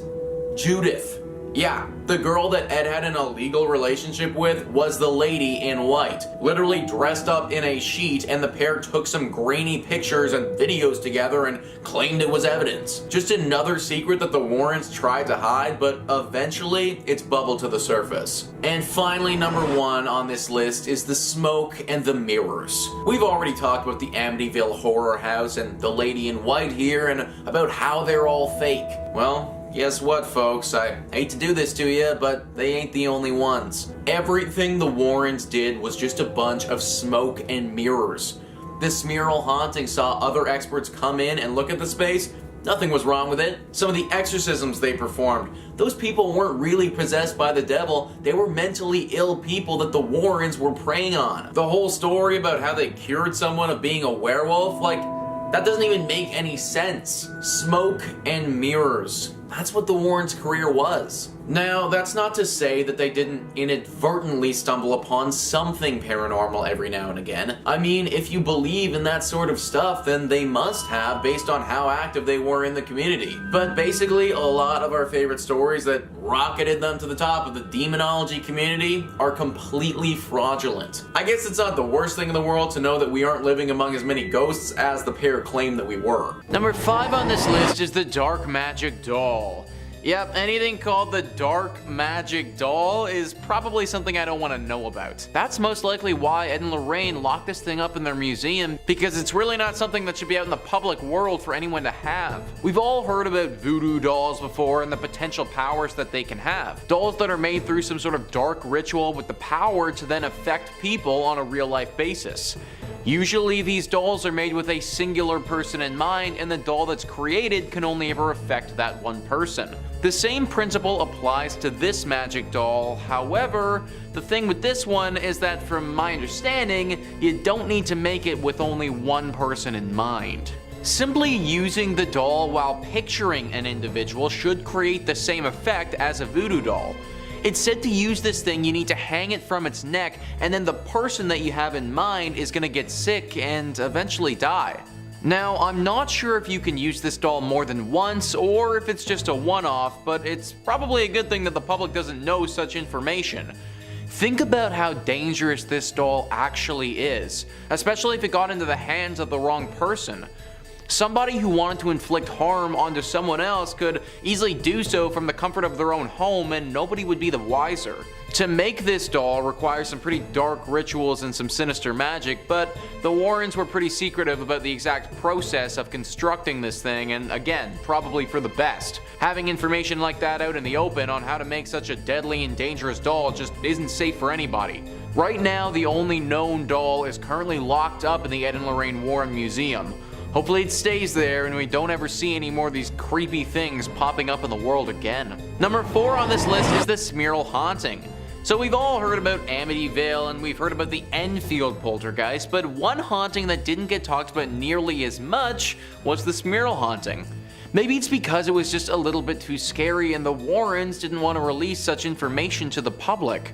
An article discussing the 7 best cases from Ed and Lorraine writes, in 1974, Jack and Jeanette Smurl moved into a house on Chase Street, West Pittston, Pennsylvania. Strange occurrences followed, leading the Smurls to believe that a demon possessed their home. They claimed the demon had slammed their German Shepherd into a wall, bit Jack's ear, and pushed one of their daughters down a flight of stairs. Both Jack and Janet were said to have been assaulted by the demon. In 1986, they contacted Ed and Lorraine Warren, who confirmed that their house was indeed haunted. Ed Warren would go on to say that he had witnessed a dark mass form inside the home and that the demon had left him a message telling him to get out.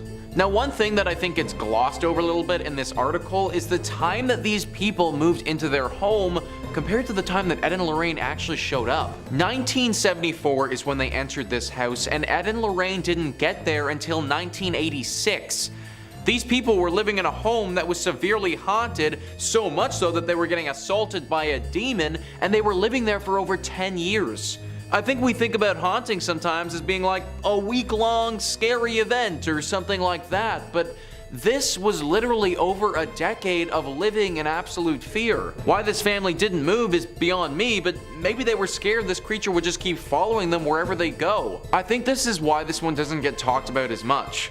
6 months is one thing, but 10 years is totally different. Ed and Lorraine knew that and probably didn't want to scare the public into thinking that they could get haunted for potentially their entire lives. Number 3 on this list is the African fertility dolls. Tony Spera goes into detail about these dolls on the official Ed and Lorraine YouTube channel, and the story is pretty creepy. Apparently these dolls, which are now in their possession, were originally from Africa. They were made by an African witch doctor, but were then stolen from him and brought back to America. They were sent to a police officer who was in on the theft and thought that he could get some serious value for some authentic African fertility dolls. What he didn't expect was for these dolls to take his life. After he acquired these dolls, he soon became paralyzed from the neck down and, after some time, succumbed to this disease and died. These dolls are cursed, and after stealing them from their respective owner, took the life of those who were responsible. Now they're in the museum, and Tony warns us on the YouTube channel about ever touching them, for a similar fate could happen to us. It's stuff like this that really flew under the radar during Ed and Lorraine Warren's time. But the fact that these dolls exist, and there are probably many more of them in the world, is truly very terrifying. Number 2 on this list is the Southend werewolf. Born and bred in the Essex seaside town of Southend, the first inkling of trouble came when William Ramsey was just 9 years old. Like any normal child, he was outside in his back garden when he began to feel strange. It was deep into one Saturday afternoon in 1952 when an icy blast of frigid cold swept over him. Perspiration froze on his skin and a foul stench came close to making him vomit. The bewildered youngster only had 2 things on his mind: running away to a life on the ocean wave and wolves. By this time he was close to the garden fence, and only the calls of his mother brought him out of whatever had gripped him. However, something else took complete control of him instead. Intense and pure rage had installed itself firmly within his psyche. Using this and the adrenaline-fueled strength he now possessed, he had uprooted a fence post with the fence still attached to it and was swinging it like a club. Not even his parents could easily remove the post with their bare hands. That was a passage written by Les Hewitt talking about the beginning of the Southend werewolf case. This incident was the beginning of a long road for Bill. For 15 years though, he didn't have another episode until he started having dreams. Dreams that his wife would look at him and run off in fear after seeing him. These eventually ceased, but then 15 more years later at a party, it all came out. Apparently on the drive back home from this party, Bill lost it. He turned into a complete animal and the wolf came out. Scratching and biting at the driver, Bill had completely turned into a werewolf. His body changed too. His shoulders hunched, his nails grew to claws, his humanity had completely left him. The Warrens were then brought in to help him and had to perform several exorcisms to get rid of this werewolf presence. Think about this entire story though. Bill, to my knowledge, hadn't been bitten by a werewolf or had any extended exposure to one. He just became one. How scary is that? At any given point, I could just slowly start to develop werewolf-like characteristics and turn into a rabid super beast. I think that's why this case didn't get as much media coverage as some of the other ones. Just the fact that something like this could happen, and I mean, that could really scare the public. And finally, number 1 on this list is the Shadow Doll. So we already talked about some other dolls, but this takes it to a whole nother level. You know the horror movie franchise Chucky? Where the doll is possessed with a serial killer and it's out to get people, like that whole bit? Well, this doll makes Chucky look like the sort of thing you invite to your kid's birthday party. Yeah, it's pretty freaking bad. The Shadow Doll, for one, looks absolutely terrifying. It looks like this woman with a white face totally covered in black robes with chains and spikes sticking out of her. It's apparently made of bones and even has a human tooth in it. Now, even though this doll doesn't operate like Chucky and move around in the real world, it does something even more terrifying. Anytime you go to sleep, you aren't safe if the Shadow Doll has you in its sights. It's said that this grotesque looking creature will come to you while you're sleeping in your dreams and terrorize you. It isn't said to be a quick kill either, like this thing's pretty sadistic in how it haunts you. It will keep coming back over and over and over again until finally it terrorizes you to a point where your heart literally stops out of fear and you never wake up. Think about how horrible that would be. To be absolutely terrified of going to sleep because you know that the second you close your eyes, this shadow doll could be upon you and it might be your last night ever. Similar to the other dolls that we talked about, this thing is locked up in the museum, but I personally don't think that's enough. I know that the Warrens like to show this stuff off, but honestly, screw it. This thing is far too dangerous, burn it with some fire, and let's be done with it. Number 5. Union Cemetery. In Weston, Connecticut, there is a cemetery that many paranormal investigators and enthusiasts claim is one of the most haunted locations in the entire state. As legend goes, many years ago, a man was driving down the road when a woman suddenly appeared in the middle of the road. The driver didn't have time to stop or slow down and struck the woman, but when he pulled over to try and help the woman, she was nowhere to be seen. Since then, several people have reported seeing the woman in white wandering around the cemetery grounds. Some believe she is a woman who lost her son and is still searching for him, while others believe she may have been a jilted bride who took her own life. Either way, it is a local legend that draws a lot of visitors to the town. Oddly enough, this cemetery is just down the road from the home of Ed and Lorraine Warren, and they claimed to have spent a large amount of time trying to find evidence of the White Lady. In 1990, Ed claimed that while he was staying overnight in the cemetery, he saw the bride. As he described it, "I heard a woman weeping, and I looked out and saw hundreds of ghost lights floating around and forming into the figure of a woman. I couldn't make out facial features." He claimed that he did manage to capture this encounter on video, however. This is of course very exciting, as definitive proof of paranormal activity is rare and could completely change the way people view their own mortality. When asked to show the footage that would validate his claims, Ed said, "No.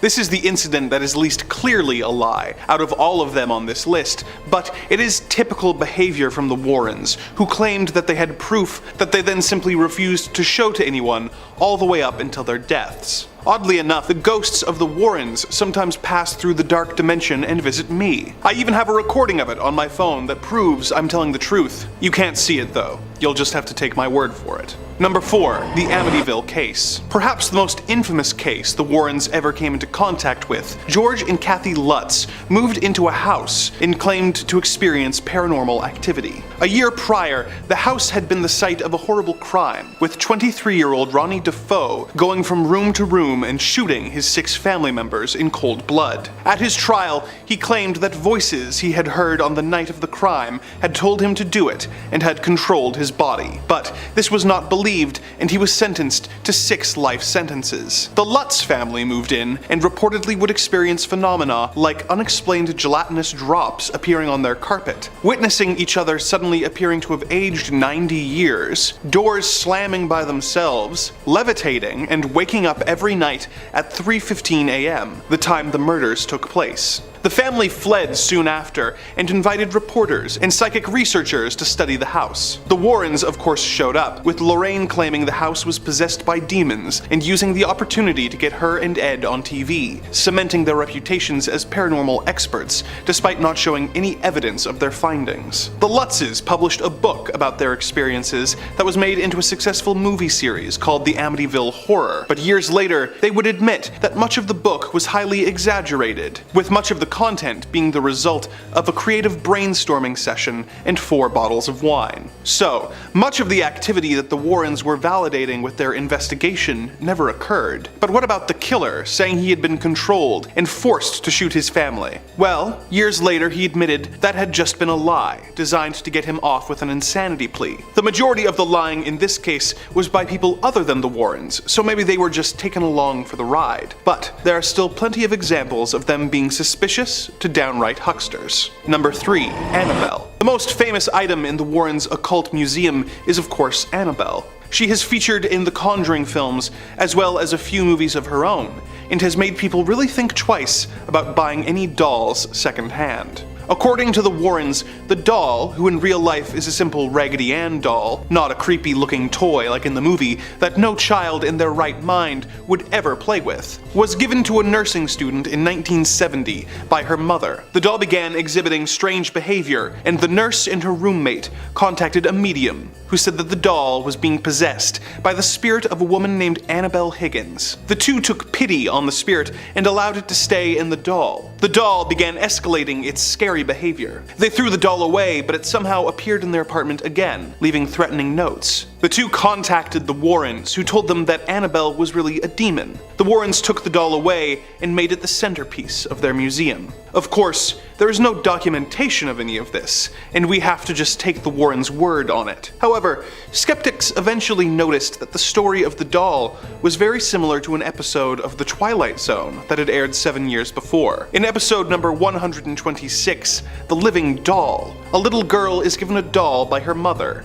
Annabelle. The girl's stepfather doesn't like the doll, who, when wound up, begins talking to him, telling him that she doesn't like him. Thinking it is a manufacturer's defect, he throws the doll out, but the doll soon reappears and starts leaving him threatening messages until eventually tripping him on the stairs and killing him. The similarities are enough that many doubt the validity of the stories the Warrens have told about Annabelle. Is this an example of the Warrens stealing a story from TV? Or an example of life imitating art in a way that is both terrifying and disturbing, and that could never happen anywhere else but the Twilight Zone? Number 2. The Haunting in Connecticut. In the late 1980s, Carmen and Alan Snedeker and their 5 daughters and 2 nieces moved into a home in Southington, Connecticut, as their oldest son was suffering from Hodgkin's lymphoma, and they wanted to be closer to his doctors. The home that they rented turned out to be a former funeral home, which made the family a bit on edge, but they chose to stay regardless, as it was difficult to find an affordable home for such a large family. Things began getting strange, with objects disappearing, and the children reportedly seeing a man with long black hair around the house. The eldest son began exhibiting strange and violent behavior, and doctors diagnosed him with schizophrenia. His parents decided to consult Ed and Lorraine. They spent weeks in the house to get the full demonic experience and declared that the home was filled with great evil because the morticians who had worked in the home had been practicing necromancy. They performed an exorcism, and things more or less returned to normal. The story would eventually be adapted into the Haunting in Connecticut film, and the Warrens published a book detailing the case called In a Dark Place,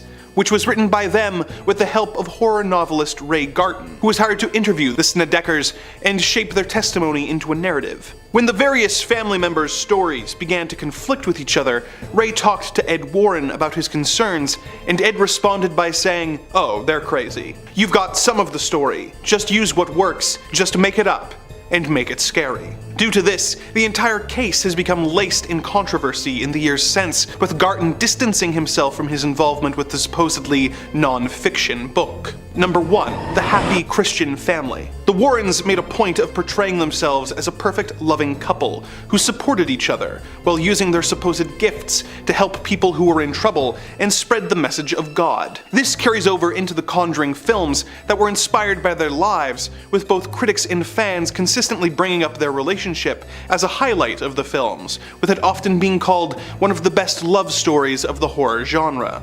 But in real life, they were not quite the shining example of God's perfect couple that they would have you believe. Lorraine Warren had a very large role in shaping how her and her late husband were portrayed on film, with some very specific demands written into her contract. Frankly, a little too specific. Her contract with Warner Brothers explicitly states that neither Ed or Lorraine Warren could be depicted engaging in a physical relationship with in the Conjuring series. Furthermore, neither the husband or wife could be depicted as participating in an extramarital relationship. But why these extremely specific demands? Well, in 2017, a woman named Judith Penny came forward, saying that when she was 15 and Ed Warren was in his 30s, Ed began a physical relationship with her and moved her into his and Lorraine's home, with his wife's knowledge. When Judith became pregnant with Ed's baby, Lorraine, the supposed staunch Catholic, was the one who persuaded her to terminate the pregnancy to avoid a scandal that would ruin the Warrens' careers. As if that weren't bad enough, Judith claims that while living with the couple, they would argue constantly,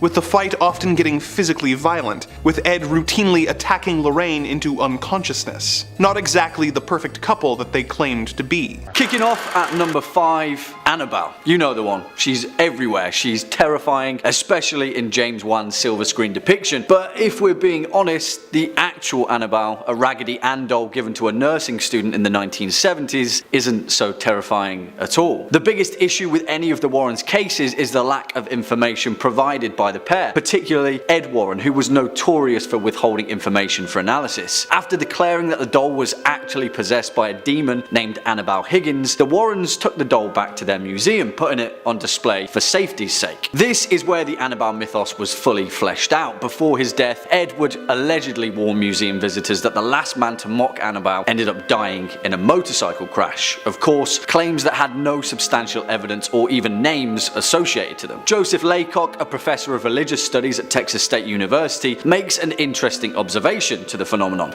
At the same time, a similar story emerged, Robert the Doll. You may know it. And what do these two have in common? Why were demonic dolls suddenly the latest craze in the 1970s? Well, it may have something to do with an episode of The Twilight Zone dubbed Living Doll, which featured a character that intriguingly mirrored the same events of the Warrens' doll. What was their name? Well, Annabelle, of course. Coming in next at number 4, the Snedeker family. And this one is pretty blatant, which may explain Lorraine Warren's very public detest for the cinematic interpretation, A Haunting in Connecticut, which she claimed was historically inaccurate and embarrassing. A fair claim to make if she could provide substantial evidence. If you're familiar with the Snedeker family, then you'll know their story. They moved into a house at a knockout price, conveniently located next to a hospital where their young son was receiving treatment for cancer. Of course, it was too good to be true, and the reason why the house was so cheap was because it was previously a funeral home where the morticians were rumoured to have been caught in acts of necrophilia. Not so good. Of course, this meant that the Snedeker home was riddled with demons. Enter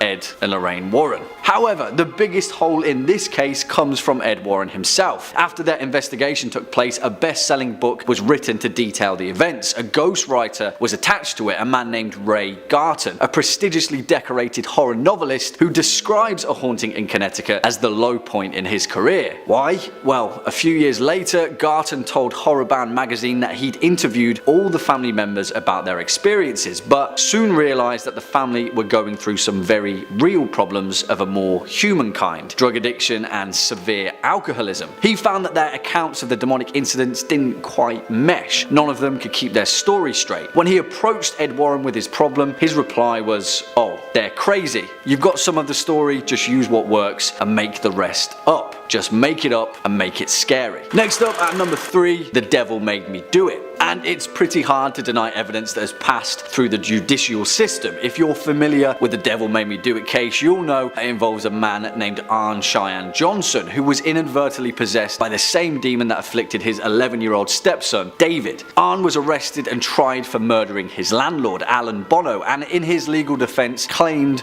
that the devil had made him do it. Of course, it didn't work, and he was sentenced to 10 to 20 years for first-degree manslaughter. Now, the Warrens were heavily involved in this case, claiming to have performed 3 exorcisms on the young David Glatzel, while a number of priests involved in the case denied any of which had ever taken place. However, years later in 2007, Carl Glatzel, David's older brother, sued the Warrens for unspecified damages, claiming that his family were manipulated by the demonologists for monetary gain. He claimed that they concocted a phony story in an attempt to get rich and boost their paranormal fame, exploiting young David's mental illness in the process.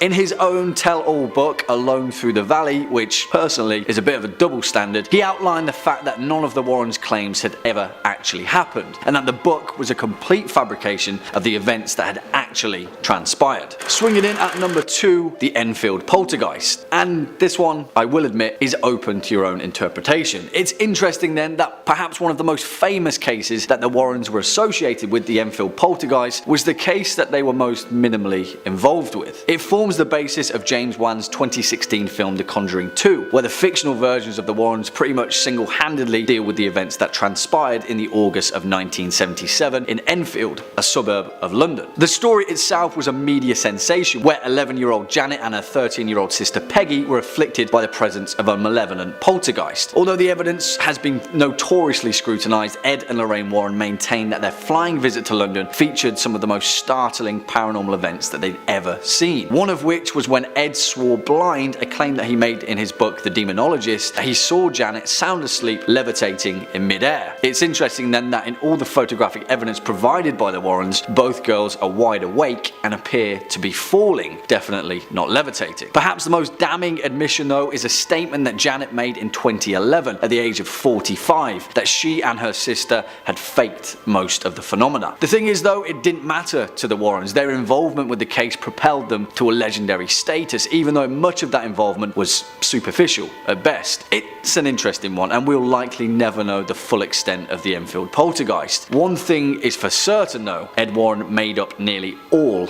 of his involvement. And finally, at our number 1 spot, the Amityville horror. Perhaps the most famous Warren case ever.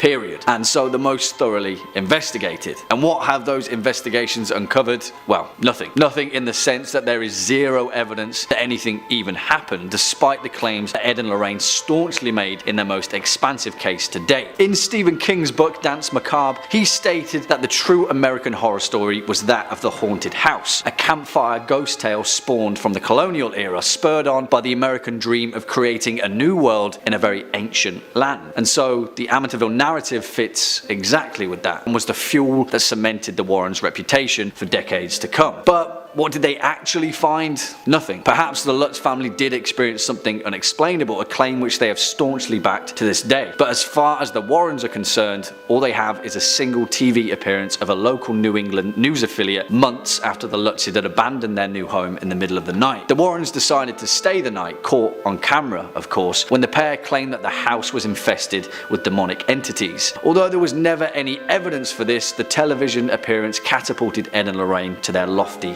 heights of fame, and all it took was a very convincing and very American horror story. Starting off this countdown, we have the Smurl family haunting. Back in the 1980s, the Smurl family swore that their house was haunted.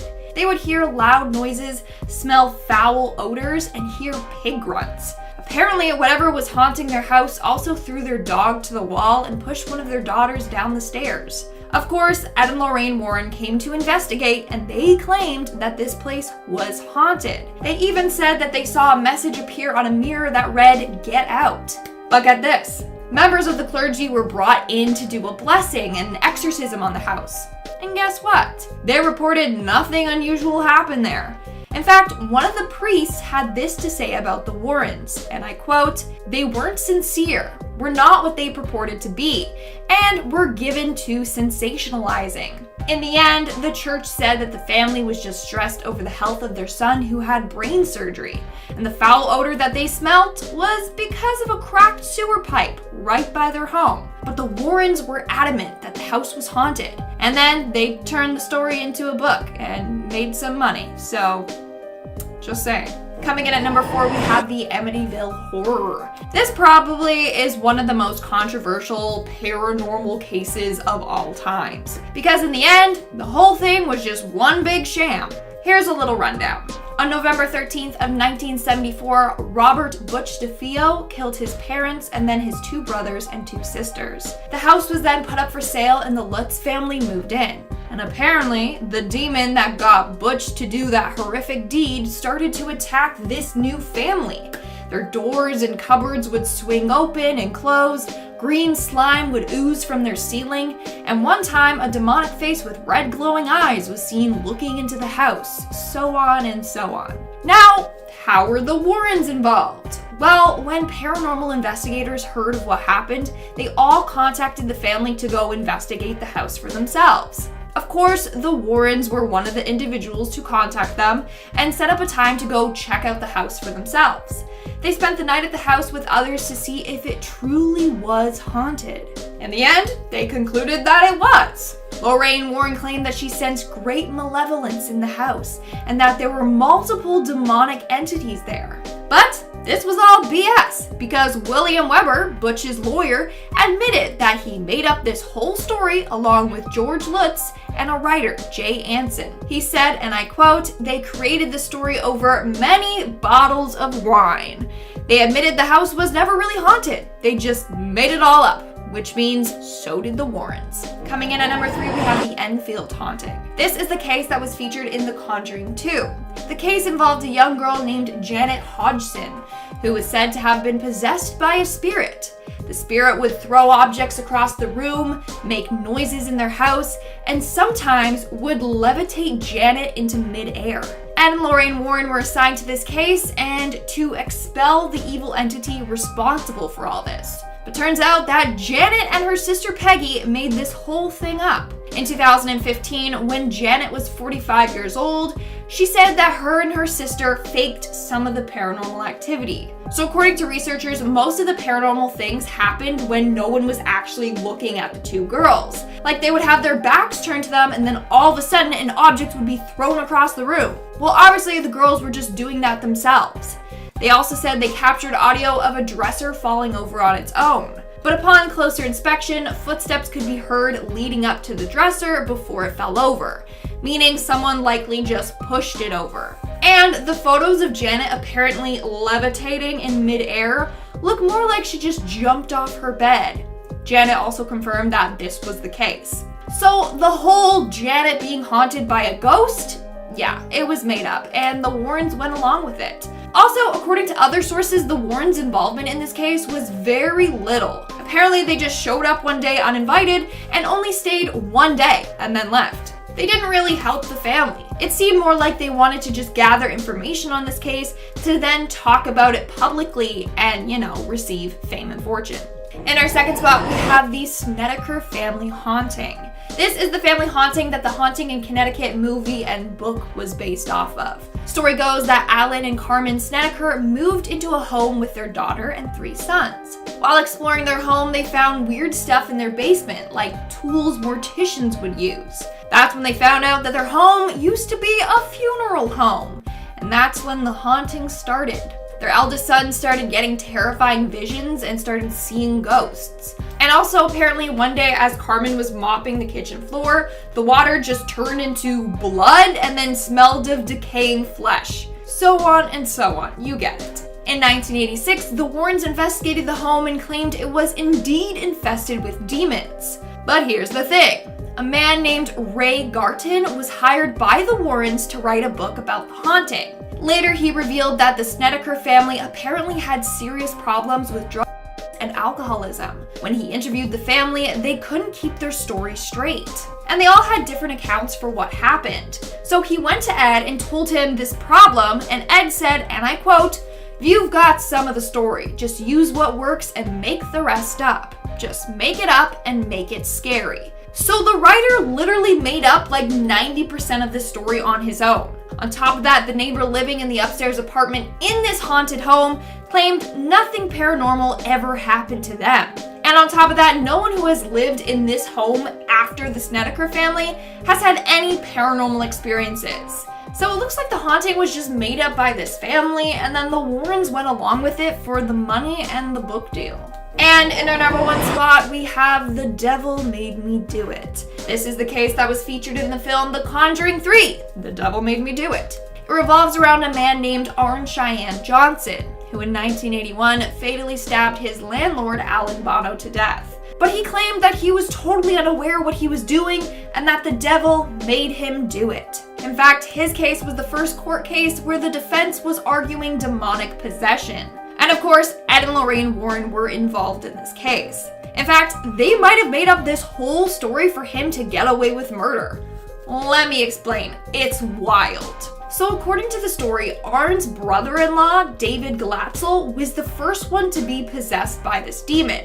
He claimed a man with big black eyes and a thin face with animal features was controlling him. In reality, David was never possessed. He was mentally ill and needed professional help. According to David's brother Carl, he claimed that his whole family was manipulated by the Warrens. He claimed that the Warrens promised his family that they would become millionaires if they insisted that David was haunted by demons. In the end, he actually sued the Warrens for trying to exploit his brother's mental illness and for attempting to get a guilty man to walk. Now, where does Johnson come into play? Well, he claims that he got the demon out of David by telling it to take him instead. And that's how he supposedly became possessed. But like I said, this whole thing was orchestrated by the Warrens as a get-rich scheme. Starting off at number 5, Annabelle. Now, if you know anything about the Warrens, then you probably have heard about Annabelle, one of their most famous cases and widely recognized relics in their haunted museum. Annabelle's story served as the cold open for the first Conjuring movie, and then she blew up into stardom when she got 3 movies of her own, starting with the spin-off, appropriately titled Annabelle. The story of the haunted Raggedy Ann doll made host to a demonic presence that attacked its owners is a classic horror story, and the films and the Warrens both insist it's based off real events. Well, to a degree. You might have known that Annabelle the movie was based on a true story. A story of a haunted doll, a lifelike creation of plastic and springs and a painted smile. But what if that doll was little more than a creation of the Twilight Zone? The Twilight Zone episode Living Doll details a family that is haunted by a possessed doll brought home by a mother for her daughter. The doll, Talking Tina, tortures a family who brought home the seemingly innocent plaything. Now, a TV show episode about a haunted doll could easily be chalked up to coincidence, although where it gets interesting is that the woman from the episode who purchases the haunted doll is named Annabelle, which seems a little too on the nose to be coincidence. The episode first aired in 1963, a full 7 years before the Warrens first investigated Annabelle, giving them plenty of time to catch reruns of The Twilight Zone. In the Warrens' own haunted museum, there are stories claiming that the last owner of Annabelle before the Warrens suffered a cruel early fate. However, no name or evidence is given to this owner, seeming a lot more like a ghost story to seem scary than any actual evidence. In fact, like a lot of stories involving the Warrens cases, it's very difficult to find any information or sources that comes from somewhere that isn't Ed and Lorraine Warren. Now, there's no outright proof that they did lift the story from the Twilight Zone, but you have to admit it's something to think about. Now, whether or not the Warrens were the real deal is one thing, but I can tell you that Top 5 Scary is the real deal when it comes to the best scary videos out there. So why don't you toss a little subscribe our way? Number 4. The Amityville Horror. The Amityville Horror haunting is one of the most famous paranormal myths in Americana. You could argue it's the most famous of the Warrens cases, being made into a series of several so-so movies and one good one. The story goes that a nice family moves into a home without knowing that the previous occupant had slayed his family and heard voices plotting against him. The new family, the Lutzes, begin experiencing all kinds of paranormal and demonic troubles plaguing their new home. Hearing word of this, the Warrens independently sought out the house and the case, bringing along a film crew with them to document their findings, including one rather famous photo of a boy descending down some stairs, which the Warrens insist was a ghost. Now, the story of the Amityville Horror is a hotly debated one for years as to whether or not it's a true haunting or just a hoax. The unfortunate incident involving the first family is real, but the rest is up for interpretation. There's a lot of evidence, both big and small, to suggest that the story was adjusted to sell books. The lawyer for the assailant that started this whole haunting claims that he made the story up with the Lutzes over many bottle of wines, quote, to drum up controversy in hopes of getting his client a retrial. The Warrens, independently involved, seem like this is what they were after as well. It's possible too the Amityville Horror itself could have just been inspired by the film The Exorcist, coming out a few years earlier when demonic possession would have been very popular and on people's minds. Number 3. The Haunting in Connecticut. The Haunting in Connecticut, although not officially part of the greater Conjuring cinematic universe and its several sequels, is nonetheless a very famous American haunting, detailing a poltergeist and,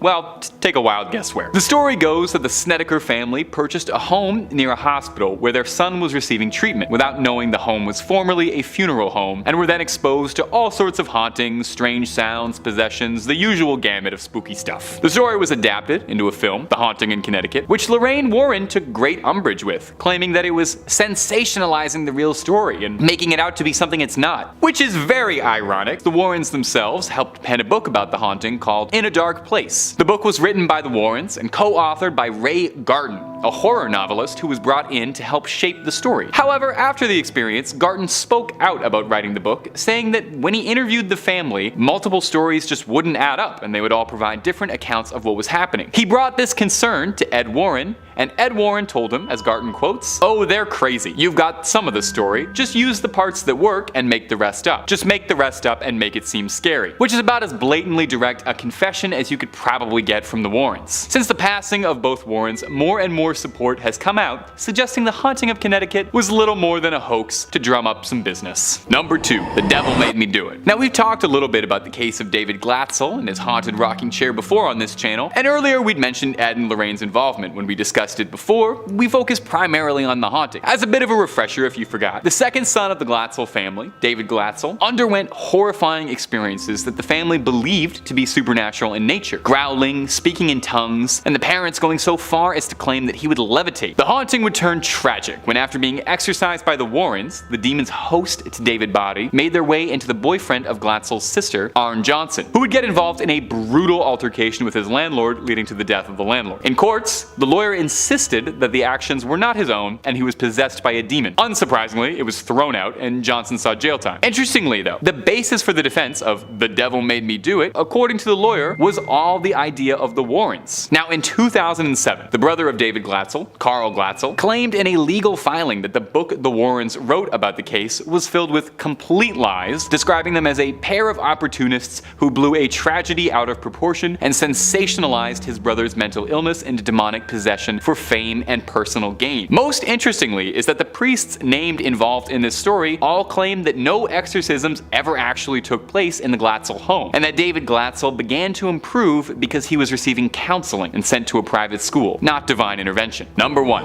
The Enfield Haunting. The Enfield Haunting was a famous paranormal investigation in London, England during the late 70s. The two daughters of the Hodgson family claimed that they were tormented and possessed by a poltergeist, causing them to speak in demonic voices, moving things around, and so forth. You know, the usual greatest hits of a poltergeist. The haunting story has come into some scrutiny as the years go by. For one thing, most of the haunting and most of the paranormal activity only ever seemed to occur around the young daughters, and not when anyone else was around. The youngest daughter of the Hodgson family has even later gone on to admit that she made up some of it. Now, the Enfield Haunting served as the basis for the second Conjuring film, which centers the Warrens as brave heroes who step in to right wrongs and banish what other sinister otherworldly forces have invaded this once peaceful London home. Now, the film obviously has to embellish things just a little bit, as most Hollywood adaptations are wont to do, but in this case, they really stretch the truth. While the film showcases the Warrens as tireless do-gooders who stayed round the clock to tend to the Hodgsons and protect them from evil, in actuality, Ed and Lorraine Warren only visited the Enfield residence for a single day. They were uninvited, which is worth noting. Allegedly, one of the other paranormal investigators who was at the Enfield Haunting, and I swear I looked this up, this is apparently his real name, Guy Playfair, that's a real name and not a Metal Gear Solid boss, okay, sure. Anyway, Mr. Guy last name says that upon meeting Ed Warren, he was told by Mr. Warren that we could make some real money off of this case. Leaving after a day, Ed Warren may have been right, since The Conjuring 2 grossed roughly $320 million, which is a really sweet sum to see residuals off of for attaching yourself to a story that you had nothing to do with. Lorraine Warren served as a consultant to all of the Conjuring films to ensure that the Warrens were portrayed realistically and correctly, so I just want to say it's a bit interesting that she didn't seem to have an issue with the film outright lying about their involvement in that case at all. But to quote Ed Warren, "You've got some of the story, so just make the rest up and make it scary."